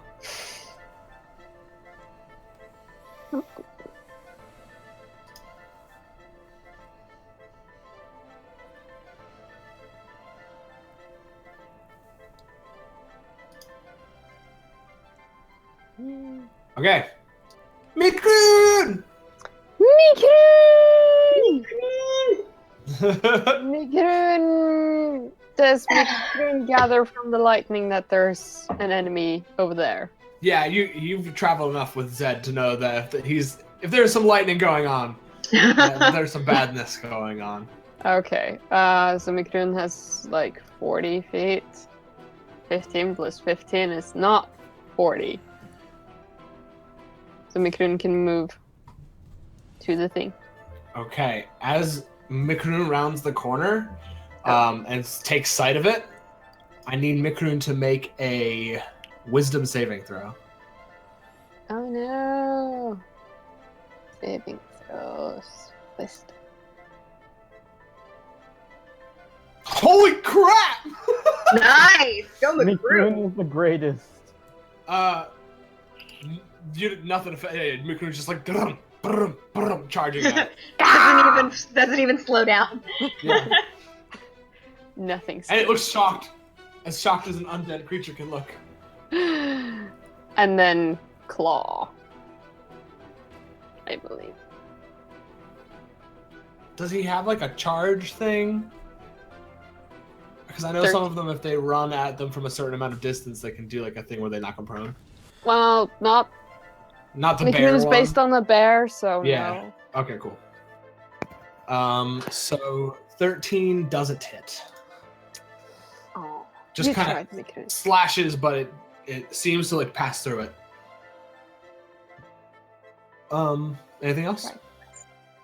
No, that's Mikron. All right. So, I haven't had time to attune to my broom yet. Oh. Oh. No, it's Yeah, okay. you're I right, wouldn't you're have done it right. yet. you're right. Been distracted. I was gonna be nice, but it is. No, it is no, fair. it wouldn't make sense. Before I left my room with Kavaran, and I said, if anything happens to either that thing or you, I'm going to be very pissed off. And then I ran out. And I probably would have added, yeah, that's for cleaning. Your mind is gonna blow whatever you see with this broom does. Zed's not gonna be able to look at the broom the same way ever again. Okay, next up is that undead creature in front of Mikroon. And Oh, it no. makes this horrifying, like, bone rattling, groaning sound.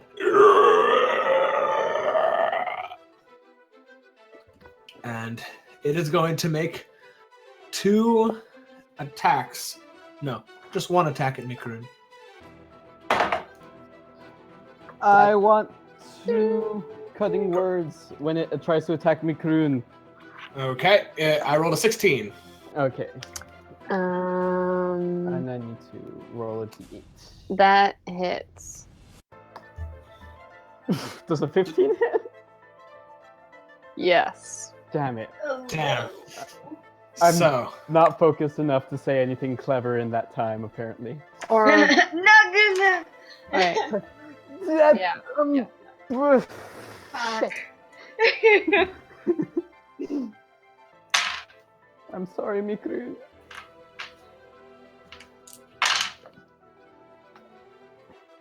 so Mikroon takes 23 points of necrotic damage That's and math. has to make a Constitution saving throw. Okay. Wait, you said 23 damage? I'll do the math. 23 necrotic, yes. And a Constitution save? Yes. Uh,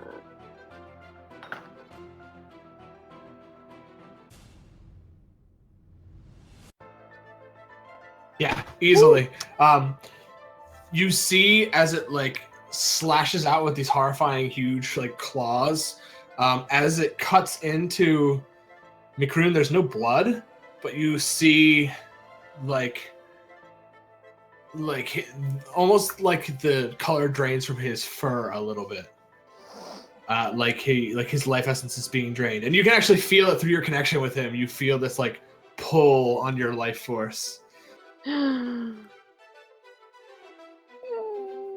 That's going to be its go. Actually, no, it's going to move. It's going to move through Mikroon, Gross. That's just rude. That's violating. and as it That's it. moves through Mikroon, Mikroon takes 5 points of damage No. because as it passes through objects, it like gets so cold that it causes damage, Super rude. The and rudest. it's going to move towards the person that casted the lightning at it. Well, shit. How much movement does this fucking thing have? Oh, it has 60 feet of flying. So Yes. it gets right up to you. Cool. You're saying it didn't look like it took that much damage from my lightning, right? Yes. Okay, then I know what I have to do. So it comes flying up to you. Like you see it like pass through Mikroon and flying towards you with like a huge claw outstretched, waiting to attack you on its next round. Okay. Rose, you saw this thing hurt your baby.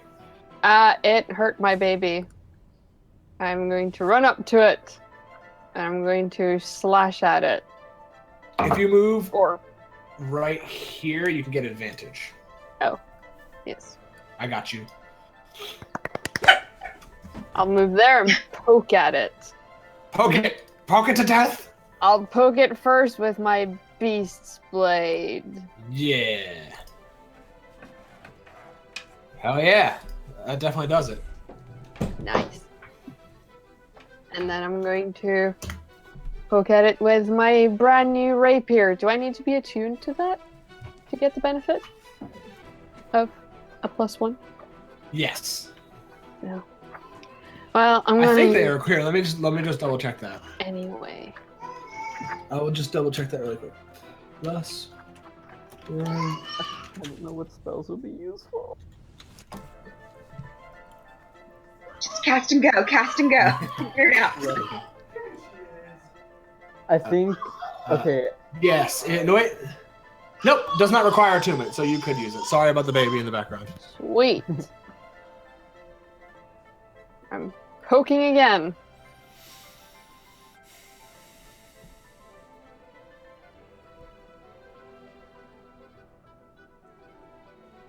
I'm suddenly not getting sound. Is that Yeah, neither am I. I'm Okay. sorry. I muted myself. There we go. Are you dual wielding rapiers? Yeah. That's awesome. So fucking I have a feat. I have feet. I can do that. I can poke all day. That's amazing. I love you that. have dual Okay, wielding, cool. Master? So both of those hit. 12. Okay, cool. I have the fighting style and the normal feat for wielding 2 shits. So Wielding 2 shits. Fuck yeah. Awesome. Okay. So, also at the end of your turn, Rose, I need you to make a Constitution saving throw. oh no. Oh, I forgot. I was supposed to have advantage on those, but they hit anyway. So If I was like within 10 feet of you, you'd all have like a bonus to your saving throws. I'm way over here. was it con save? You said? Yes, con save. Oh. I mean, I'm not sure how much a Um, D4 is going to help on that, but I would roll it just in case. Can Bless go for saves? Bless us for Yeah. saving throws as well. As you're looking at this creature after you attacked it, and you know that it was trying to like suck the life energy of your companion, you hear like a beat, like a solemn rhythm, and you can't help but notice that the way that this beast twirls when it attacks and hits, that it looks like it's kind of dancing. So you are charmed, and so basically you have to keep dancing until you are damaged in some way. Oh shit. The charmed target can repeat the saving throw each hour with disadvantage if the Night Wraith is within line of sight. So yeah. So that's the thing that's happening. You are charmed and dancing. I am charmed and dancing. Can they do nothing else? Nope. Damn. As long as she takes if she takes any damage, she will get snapped out of it. But you guys don't know that. So I will put. Is there a dancing token? Is there a boogie token? It looks like me. It's the one that looks like me. Give me the foot. The foot means that you're dancing. I'll give you the foot. It's like, Rose, this is no time for disco. It's never time for this. Always time for disco. You saw one of Disco the time for a shadows. reason. You saw one of the shadows move behind the house, but you also hear some shit going on with your party up here. Okay. I don't know that one's down there behind that building, so... You saw it cross behind. Did I? You know it's there, but you also Oh. hear things going on with your party. Yeah, so. I'm more worried about my party. She yelled at this guy to go inside. Um, Oh yeah, he went inside. Yeah. He was like, Okay, I'm gonna guys. go home to my wife and tell her that I love her and stop drinking so much. Good. Good, do that. okay, so I'm gonna move my 35 feet to here. You see, like, I mean, you're a paladin, so as soon as you get close to this thing, you Oh yeah. feel this rage Oh, of that's the most unnatural unnatural creature. Yeah. against all nature. Shit. She's 15 feet from me. 10. Can't go any farther. What do I have that is helpful? I am going to cast. Oh, by the way, whoever the moonlight dance thing, where she makes you dance, if you succeeded that, you can't be. It can't happen to you again for 24 hours. So that's why nobody else, like anyone who did that, doesn't have to do it again. Sorry, go ahead, Dustin. All right, I can't really do anything right now. So I am going to attempt a channel divinity. Okay. I am going to just sort of raise my hands and my eyes just kind of glow over, and like the plants on my armor kind of just start moving just a little bit. And I attempt to turn the whatchamacallit. The wraith. The Faithless? Yeah. For Fae and Fiends to hear.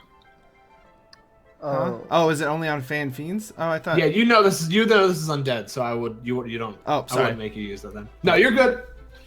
I didn't read that part. Because you got that undead presence, you would know that this thing is. Yeah, and just by yeah. looking at it, you would know because it's like all rotted and gross.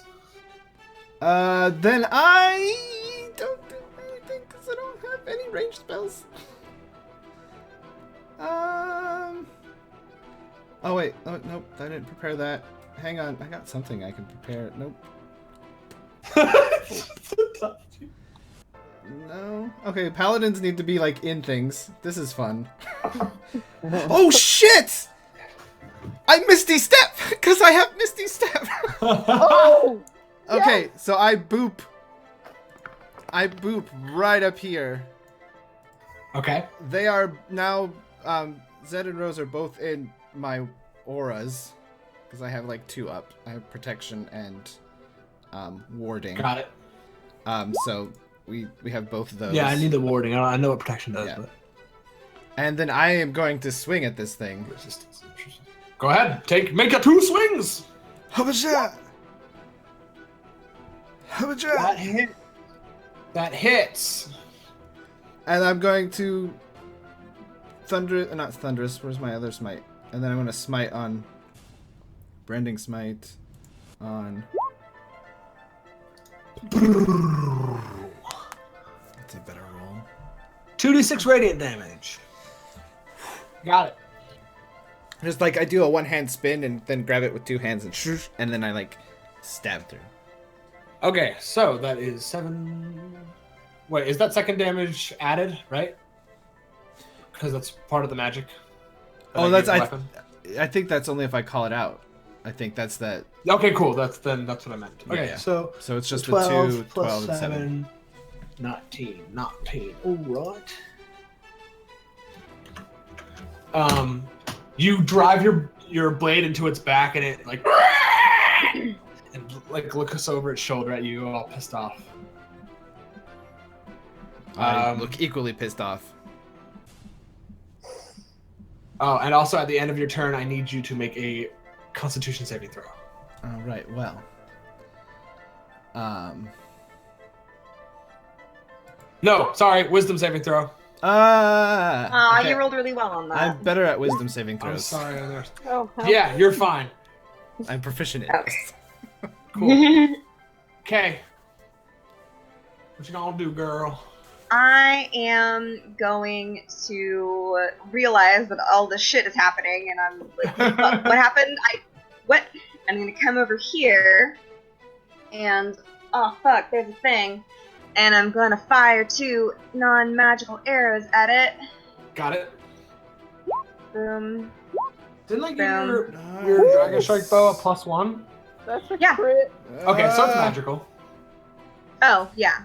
Well, I mean not any like I mean my arcane arrows. Got it. Okay, cool. Because Um, if your bow is not magical, then it would have resistance to that. So that's why I wanted to make that clear. oh okay. It has resistance to non-magical weapons. Oh okay. Mm. Yeah, no, it's magical. You're good. Good. Well, I critted on the first hit. The first one, yes, definitely hits, and the second one also definitely hits. Sweet. So you rolled a 6. So 12 plus 5 is 17 plus 1 is 18. Wait, +1. What do you mean +1? For your +1 to your damage for your bow? I think it's already in there. No, I know. I'm doubling your dice. Because Oh, it's a right. crit. So yeah, so your 6, it would be 6. You rolled a 6 plus another 6, so that's 12 plus 5 is 17 plus another one is 18. Okay. So it takes 18 damage. And For the the first second one. And it's 13 damage. Nice. Wait. That's 2 attacks. Okay, yes, right? yes. Okay, I got it, yes. I got you, girl. Is this your first time seeing the creature? I think Yes it is. Make a wisdom saving throw. Join me. Join me in the dancing. Suddenly, this became a very different. Alright, I'm kind of gonna roll my adventure. D4. It's now the time when sprockets will be dance. Alright, 15. You barely made it with that. Oh. Thank you, Kavar. Remember, Nadia, you still You have feel my like- inspiration too. You hear like Oh a yeah, that's true. But I don't need it yet. beat, and you're like, oh, I need to dance to the what the fuck? And then it just fades away, and you're like, and then you see Rose dancing, and you're like, this thing's making her dance, and you've made that connection. Okay.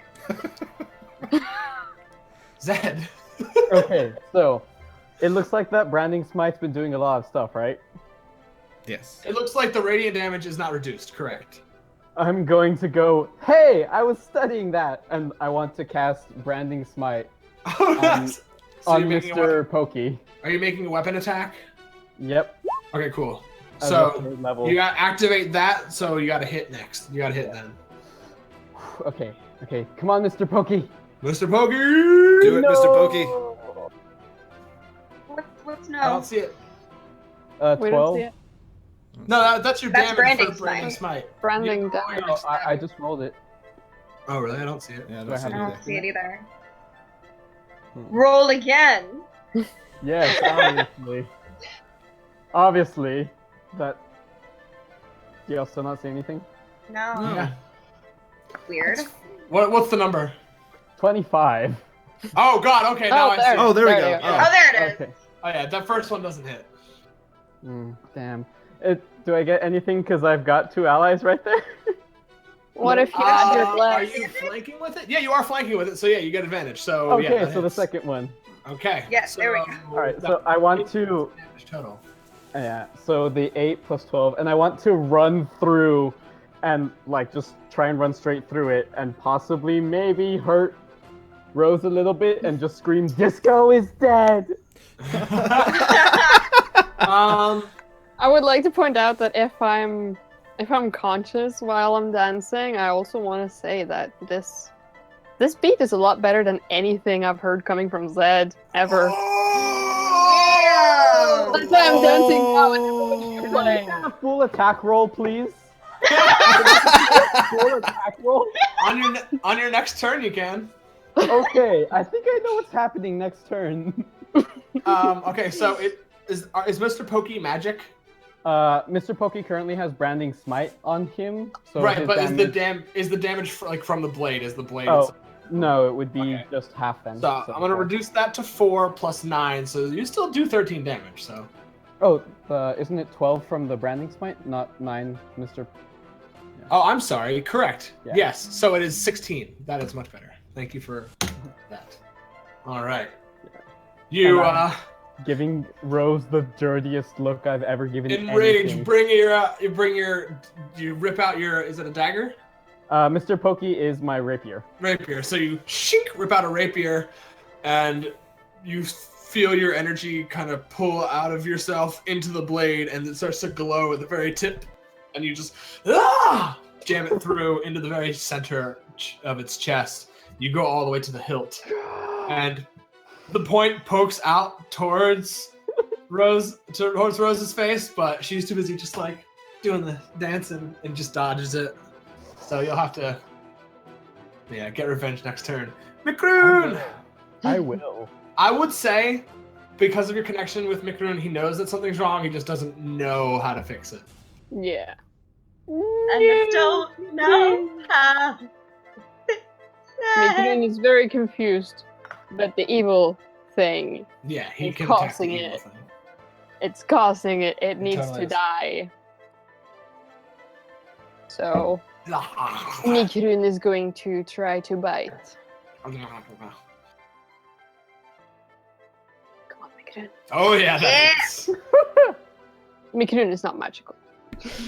So, He's He is magic and to not us. hard. Yes. Magically yeah, he's magic to me. wonderful. All right. On this thing's turn. Now everybody has seen it, so nobody has to worry, other than Rose, nobody has to worry about dancing. It's going to fly 60 feet this way. That's okay. I can still. I have Sentinel. If I hit it, it can't move. Well, then try to hit it.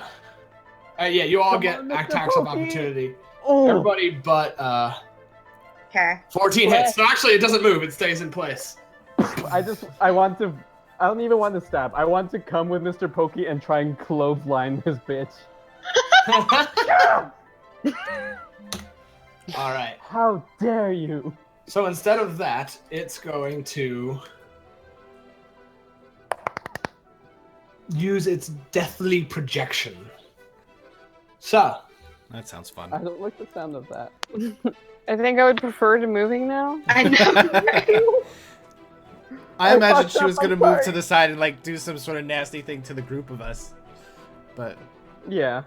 either way. okay. So, this being in front of you suddenly goes like entirely see-through. And then all around you, deathly projections of itself start to appear. Oh shit. It doesn't turn invisible though, right? It's not invisible, no, but Oh. it's very see-through. Sort of like it just kind of mirror imaged itself, sort of. Something like that. Yeah, but like You're not entirely sure. I get the feeling Guild these Wars mirrors can stab you. oh, probably. Okay. Let me really quickly pull up another thing just to double check to make sure I'm doing this right. Brrr. It's cold in here. You should dance. It helps. Okay. If you want to.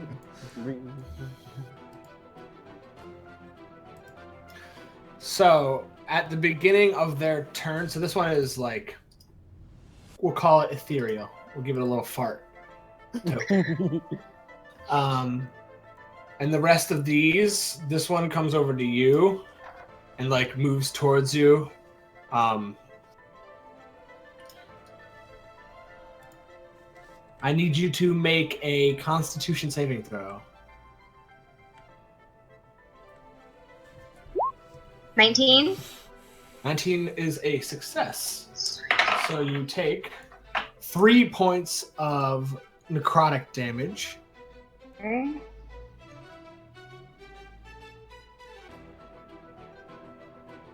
Okay. This one moves up to you two. Zed and Mikru need to make Constitution checks, Constitution saving throws, and then Rosie and the Warden have to both make one as well. I clicked it on Mikroon's sheet. I just forgot to do Mikroon in the chat. Con saves. So Does a 9? Everyone can add 3 to their. If they're within 10 feet of me, you can add. Everybody but Oh, Kenalia, so- basically. So a 12. Does a 12 work? Let me just double check here. No, a 12 fails. 12, 15. Yeah, the 12 and the 15. You have fail. bless, Rose. Oh, yeah, and you can add a d4 to that then, Sha.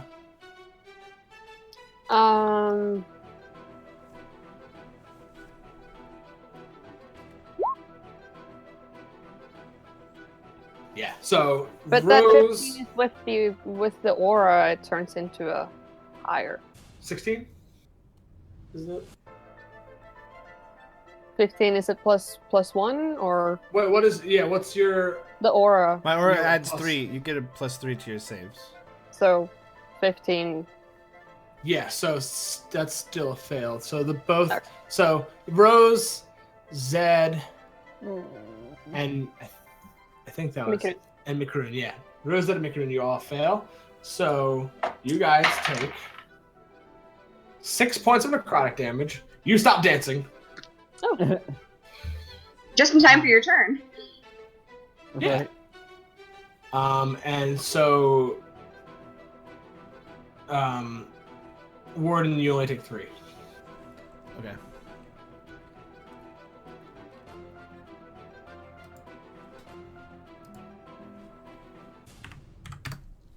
And that's the Deathly Perfect. That's the whole Night Maiden's turn. Rose, you are no longer charmed, and you're kind of pissed off about it. I'm also really fucking embarrassed. And I'm still giving you a dirty look. How dare. I didn't completely mean that. Oh, look, something to stab. Can I get Um, anti-inspiration? Nega inspiration. I don't think that's how that works. I make you depressed. I wanna stab. Actually, that would be an amazing bard tradition. Right. He's like one of those jesters that like makes fun of people at Renaissance fairs. Okay, sorry. Beast Blade at the one there. Got it. Yeah, that definitely hits, and that scatters it. And then I'm gonna use my next attack to do this one with my other. Oh no, wait, I have multi-attacks, so I'm supposed to do 3 attacks. Hell yeah. Yeah. Beast Blade again. And then, yes. And then offhand. And then offhand. Fucking shit. So that's Yeah. that scatters it.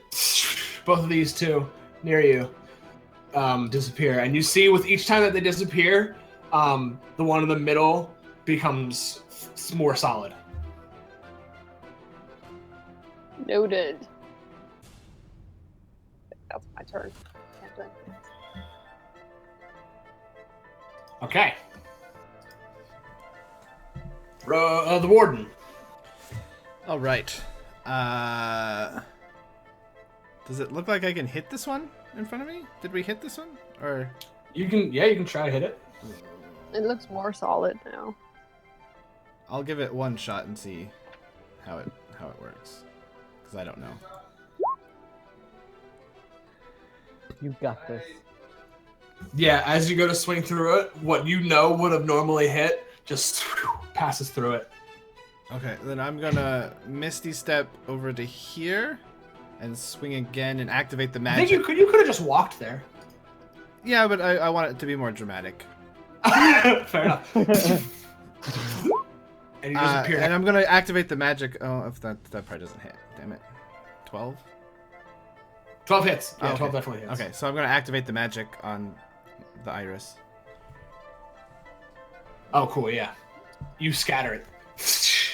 Turns into shadows, and you see that it looks even more... The one in the middle looks even more solid now.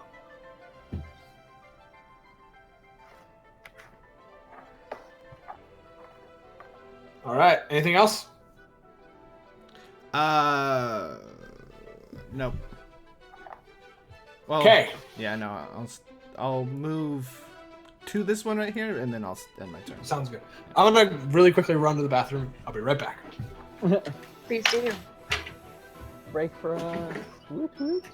Oh, I'm gonna run and fill my wine. Hey, Dustin, is there any more Dr. Pepper? No. In the fridge. Oh, darn it. Sorry. That's okay. I may have drank Okay. one with rum last night. Good. I'm glad.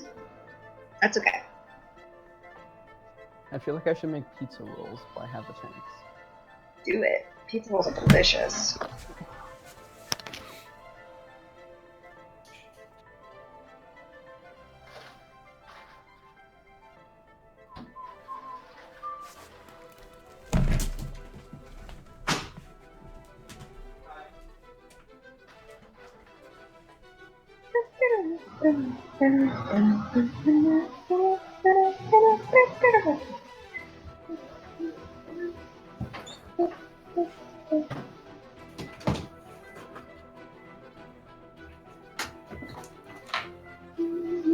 Okay. Oh, everybody left. Everyone else left. But it's my turn. Yeah, go ahead. Okay. I am going to fire at the one in front of me. I want to see if I can get rid of it before I do my second attack. Do you want to? If you have to fire it, it's disadvantage because it's within 5 feet of you. Oh, right. So you can decide not to do that. No, I'll just pull out my short sword and attack it. To be honest, you Not mad. probably still hit it even with disadvantage. Well, alright, I'll try disadvantage. So I'll roll one more time. Got a 32, damn. Yeah, I know. Yeah. 20. Yeah, Jesus. It's like, I think 12 is its AC. Like, you're fine. Okay, You so just that's like an 11. Just like, it comes up to Really you. short. So instead of like letting go, you just take the arrow in your hand and just stab it in the face with the arrow. Exactly. Bam! And it disappears. Alright, then This I'm gonna one take There's out. no full. Then I'm gonna. Yeah. Then No I'm longer gonna. fun. Does it look like the other guy is now fully Yeah, back? he's fully back. Then He's I'm no gonna longer in shoot. the ethereal plane. Then I'm gonna shoot at him. 19. Yeah, that hits. 11 damage to him. It's starting to look not rough, but it's definitely taking a decent amount of damage at this point. He's unhappy. It's if it was capable of motions, it would be actually yes, it is incredibly unhappy. There you go. Because I just remember that night wraiths are usually sad, lonely women who end up dying in the night. Aw, Over my so me life. in like 3 years. Oh no! 3 years, like 3 Wow. months. But you have a Dusty. You know why would Do you? have a Dustin. He lights up the world. He does. Including his home. So lovely. Okay. That's my turn because I don't. Do you want to move it all? I don't. Well, I don't want to. Can I get on top of this building? I had a feeling you were gonna say that. Sure, if you want to roll an acrobatics check. Sure, I can do that. She does like to be in the air. 15. Yeah, it's not like that hard to scramble up. Alright, now I'm up here. Gosh, this would be so much easier if I had a broom of flying. Oh, wait, I do. And I just wait up there. Zed, it is your turn, my dear. Right, the one in front of me looks Yeah, it's as full. solid as it used to. Yeah, And I just shot it, so it's. yeah. You saw the air arrow impact it, and it went. Rah! I'm angry. I mean, I'm still kind of pissed at Rose. Oh wait, you're not dancing anymore. I'm sorry. Let me take this boot off of you. I need a coin flip to see what Zed would do.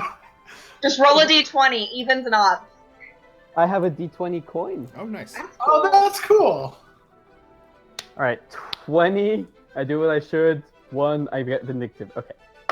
So I'm gonna Eldritch Blast since I'm above 5th level. I have 2 beams. The first one is going towards the ghostly thing, and the second one is going towards Rose. Okay, I think those are ranged spell attacks, right? Yeah, I'm All okay right, with so having- you will have to do them with disadvantage. Yeah, so disadvantage of 10. So that first one doesn't hit. It's Uh, like it's basically one of those attack things where rolls you go to put your hand up to it and it just like fends your hand off and it just blows off. Yeah, you can add bless to this. Oh yeah, you can totally add bless to this. I'm gonna add bless to that 10. Still not a hit. Damn. Why is everyone? Nobody has been able to use this bless that they. No, That, Right? I used it, and it Oh, worked did really you? well. The Yeah. Oh, second okay, good. Eldritch Blast. Oh yeah, I like how that one is the one that hits. Yeah. So That's about right. is that more than your AC there, Rose? My AC is 18. That's There's- even worse. There's fury behind my eyes. Like the first one, I'm like, damn it. And then I see Rose's eyes and I just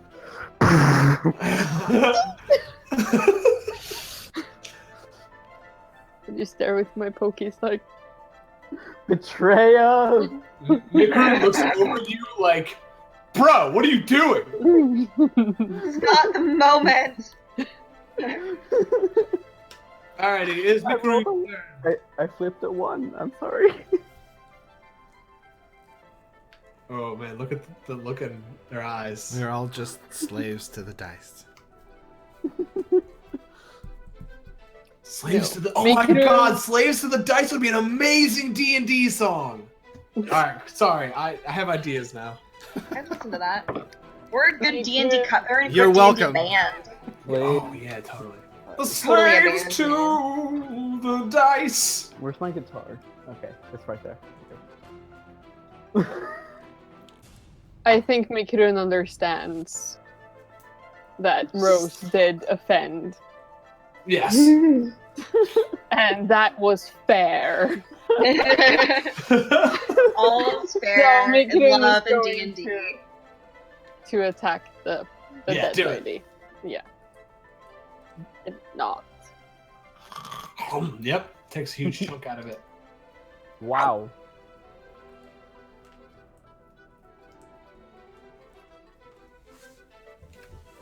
Okay. Cool. Next up. Does Mikurun do anything else? No. Okay, Okay. it's yay, lady.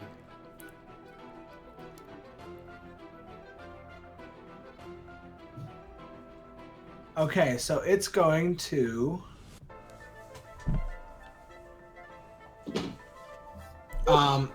Yeah, it's going to swing out a hand at. Actually, it's going to move through you, Zed. So Mikurun and Rose, you both get an attack of opportunity. Yay! It deals damage to me when it moves through me, right? Yeah, you get. Here, let me. 1d10 force damage. So you take. Oof. 10 points of necrotic damage as it moves through you. Of course. I'm going to then do a lovely. Oh wait, I can do that at higher levels. No? I'm gonna hellish rebuke at 3rd level. Oh, nice. Dex save.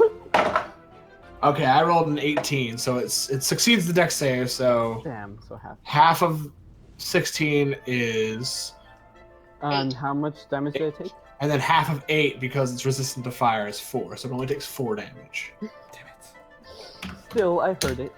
You did hurt it. And the beast blade, your beast blade does hit, so it takes 13. Mikurun's bite does not hit though. Okay, cool.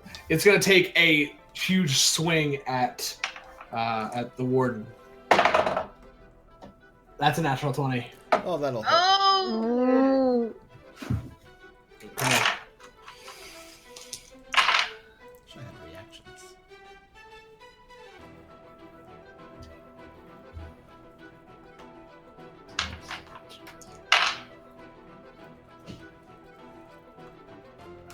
So you take 42 points of necrotic damage. Well, that's a thing. Oh! And I need you to make a I just went from 52. Constitution saving throw. Oh fuck. You don't have bless, so never mind. 19. You rolled a 19? Yeah. Yeah, you're good. You're fine. Your hit points do not get reduced by 42. Oh. The warden takes a knee. I plant Iris in the ground and just like, ugh. And you see some of the plants on my armor kind of like wilt. Mm-hmm. And I'm just like, my head is down, one knee down, 2 hands on the iris, and I'm just breathing heavily. Because I just went from 52 to 10. As it hits you, you hear like this. It doesn't make any sense to you, but you just hear whispering like,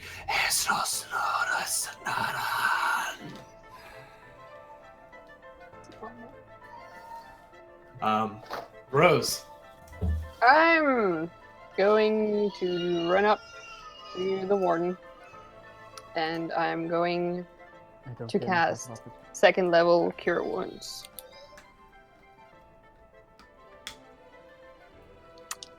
I don't know if I... Is it going to ask me about level? Yes, it is. Thank you. Level 1,000,000. Nice. You're instantly healed and grow a 3rd arm. Sweet. Alright, the breathing stops being like tough. I whisper thank you. Whew. Okay, now it's your turn. Okay, well, guess what? Did you want to use your bonus action for anything, Rose? No. Okay. Alright, crazy lady. You going down?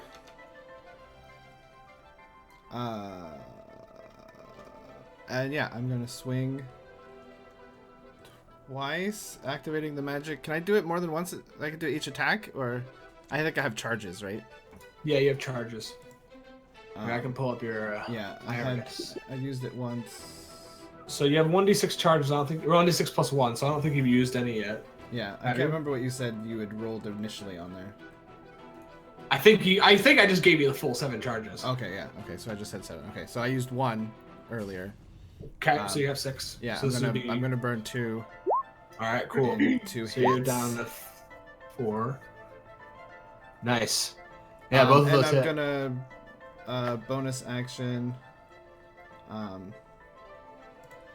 Where's my branding smite thingy? Nope, that's Whoop. aid. That was the one right above branding smite. Oh, come on. Oh. Shitty rolls. So another 3 radiant. All right. Cool. Next up, Kay. All right. I'm going to send a message down to Kivarin and just say, anytime you'd like to come out and possibly administer some healing to us, to some people, would be just really swell. Anytime you want to be helpful, and then It's great hearing it in my head. I just love it. yes, I do. Yes, that I do still have inspiration. Thank you. And I'm gonna attack twice at that guy. 29 and 14. I'm gonna use my Still- inspiration. That still hits. Still hits. You're Oh, it good. does? Yep. Okay, sweet. Alright, so that's 16 points of damage to him. Nice. And this I wanna thing- just- This thing's looking rough now. Like, you quick send out 2 arrows, and one hits it in the abdomen, and it like flinches back and moves, and like raises up a hand towards you, and then it just like goes right under the armpit and into its side, and just kind of like pin cushioned with arrows. And I wanna just like, and for my movement, I wanna just like stomp a few times on the roof of the building as I just kind of go, any time to Kamar. That's amazing.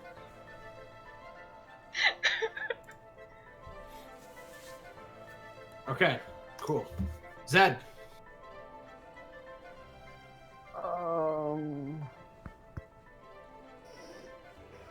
It didn't seem to take much damage from my lightning, right? Yeah, both the lightning and fire it was resistant to. And I don't know about my Eldritch Blast because it didn't hit. It hit someone else. What kind of damage? I think Eldritch Blast is fire damage, right? It's force. Force. Force. Very few You things are don't, resistant. you don't know.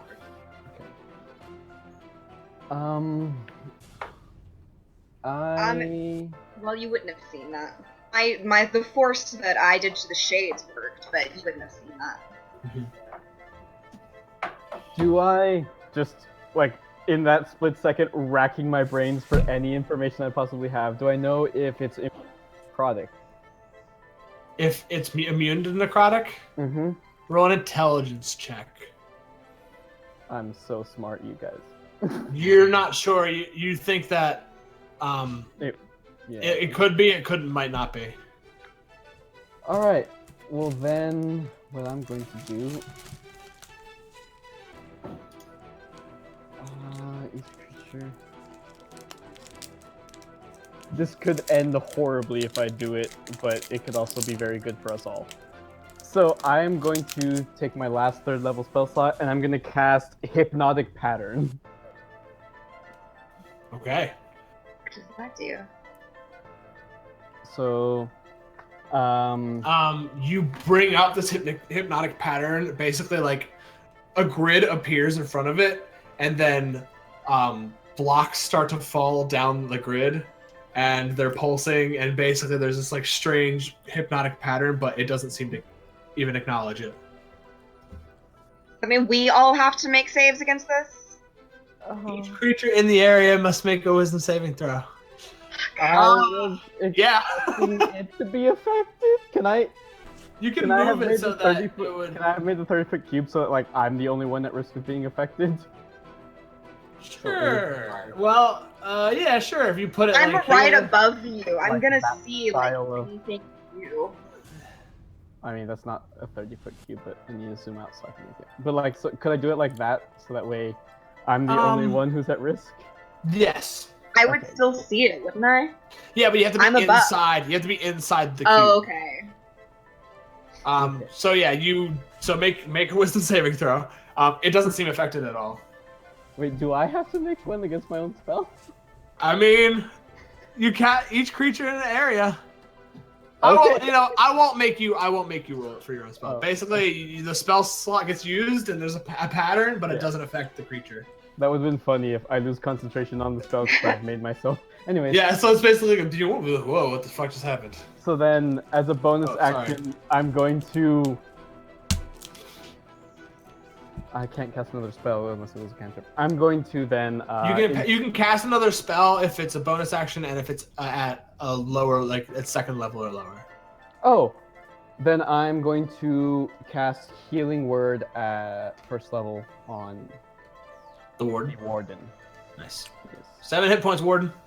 Adding 7 hit points. It's Mikurin's turn. Do you want to move it all, Zed?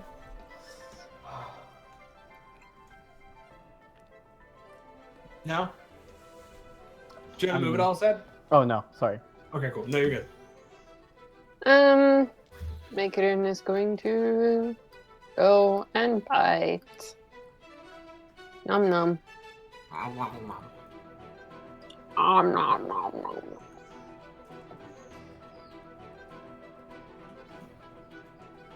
Nom. Dead things. Nom nom. Nom nom. Ooh, yeah. That noms it pretty good. Takes a huge chunk of like basically puts its entire mouth on the shoulder and rips the shoulder off, and like the arm comes off too, and it's basically now just has one arm and just like a stump, but nothing's like pouring out. Actually, there is like some like slow goopage, like Some black goo. yeah, smells awful. Disgusting. Macaron is nomming on the arm. Raccoons eat comment? anything. in that split second. Rose, it's like Yeah. you're cooking. Okay, cool. Okay, now it's turn. Uh, It's going to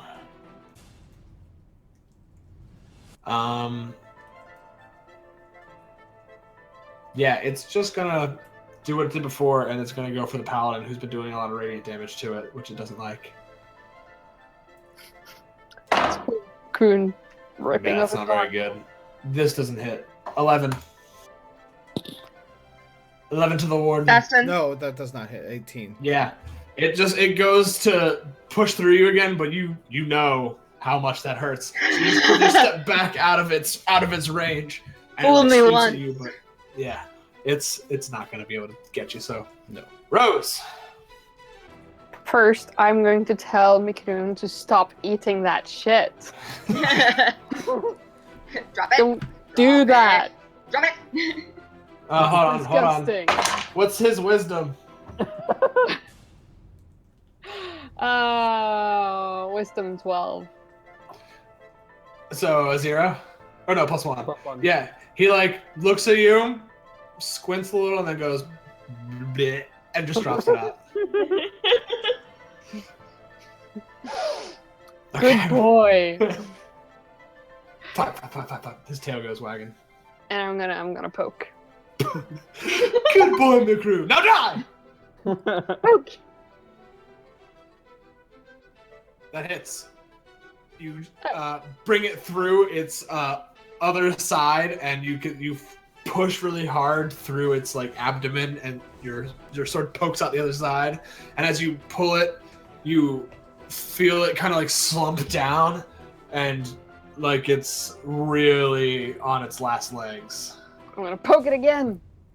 Ooh, Nice. Nice damage. And then I'm Good gonna job. poke it.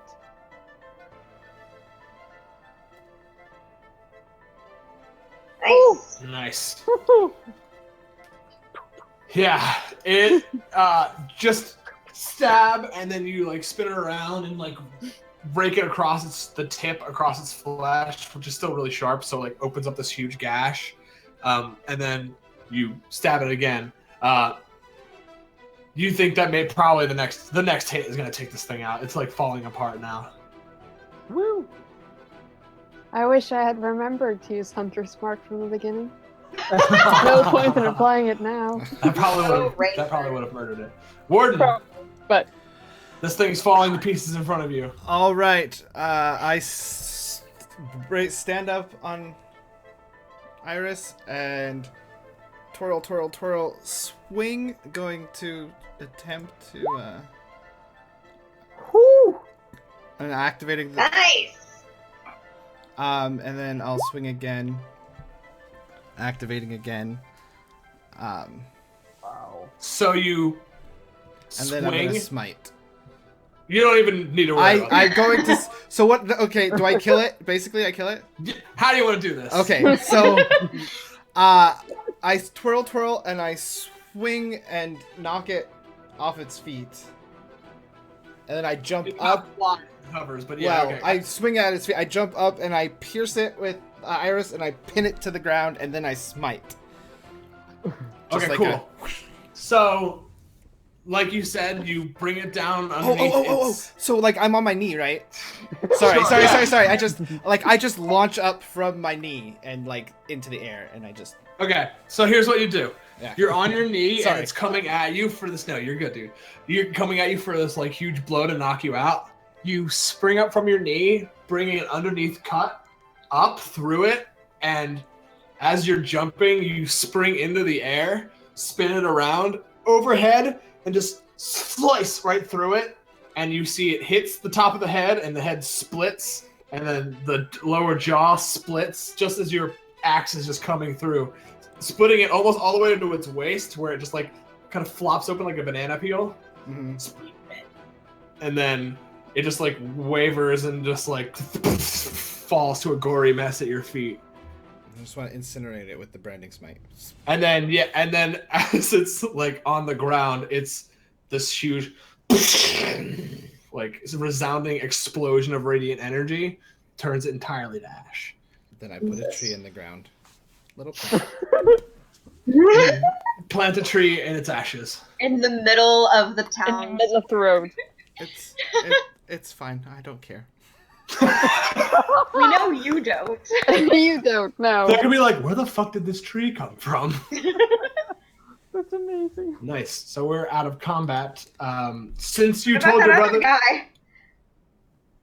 Oh. Yeah, there's just this bastard who's been all Hanging alone out. the whole time. Sildar steps out from behind this building and he's like, I got it! Good one. Nice one, Sildar.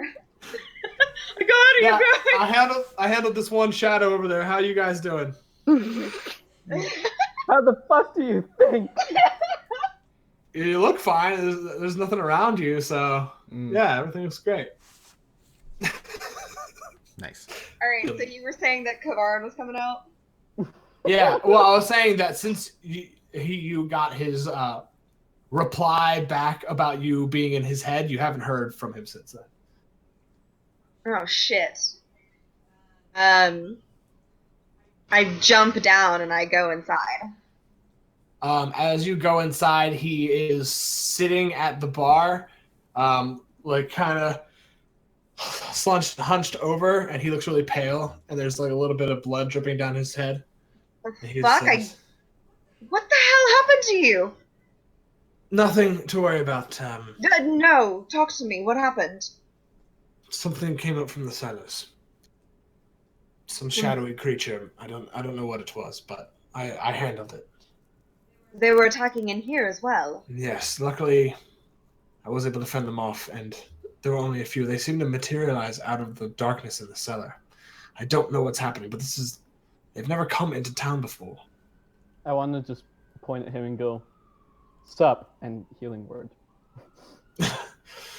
Oh, thank you. That's I much better. wipe Yeah. the blood off his forehead. He He, looks like shit. he bats your hands away. Yes. I'm fine. I just need some rest, I think. Do you mind if we talk for a second? Yes, absolutely.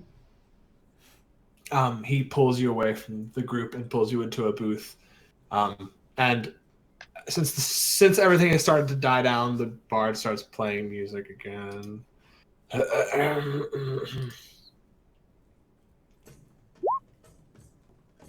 Okay, the bard starts playing music again, and he sits down, and he like puts his hands in front of him like this. He's looking at his thumbs, kind of twiddling his thumbs, and then he looks up and he says,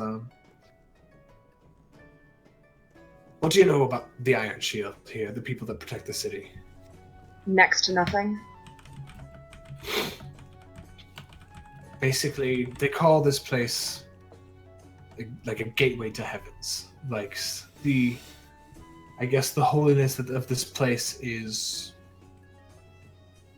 so effective that prophets and priests and people who are close to their gods can much easier contact them here. And because of that, because of how holy this place is and how it needs to be protected, the Iron Shields vow to always protect Silo from corruption, from any outside forces trying to spread evil. Those who take the oath, while not bound here forever, they must always return. I am thinking of taking this oath. And No. I wanted to talk to you first, because if you say no, and you want me to come with you, I know that I can do Cuthbert's work out in the world as well as I can do it here. But before you say no, like you just did, Yes, like I just did. I want you to... Do you remember those shrines, the ones with the forgotten gods? How there's always people... Find somebody who's praying and ask them why. Why they're praying to some god who doesn't even exist. And maybe whatever answer you receive, you'll understand. And yes, Zed, you can go ahead and roll a perception check. Holy crap, that's the best wisdom I've rolled today. You overhear most of the conversation, yeah.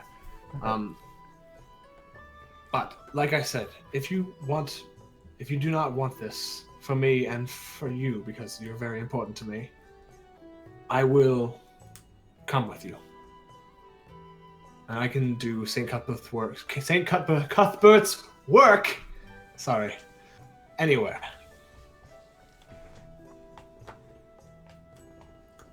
I don't even answer him. I just get up from the table and I go upstairs.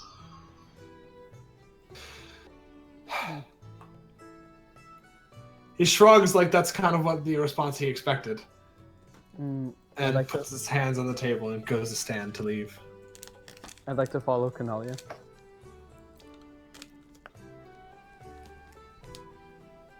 I mean, And he goes across the bar and stands and talks to Honey. Sorry, go ahead. I just go upstairs and like go to. I'm assuming we got a room here. Like, Yeah, they you said got the- rooms. I just go to the. I'm just going to the room that I was gonna claim. No problem.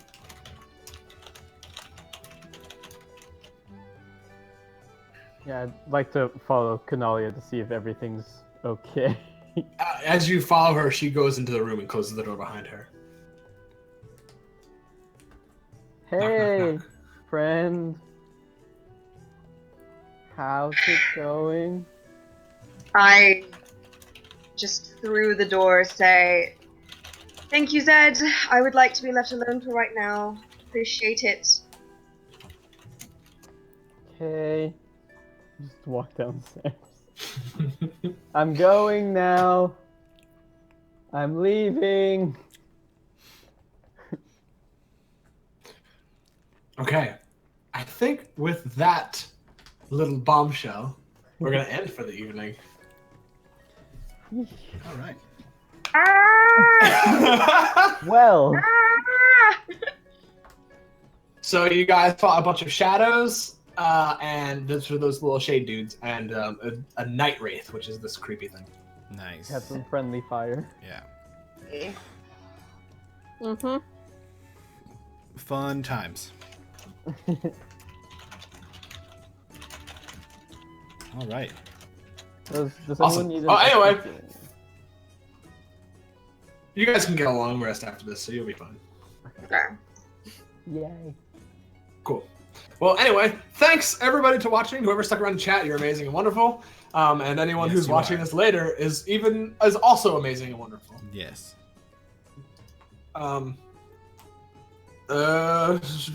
If you want to see all the other things that we do, you can check us out on Twitter at DungeonCrawl22. We are going to be launching all kinds of new stuff soon, so stay tuned for that. And yeah, thanks. Bye. Bye. Bye.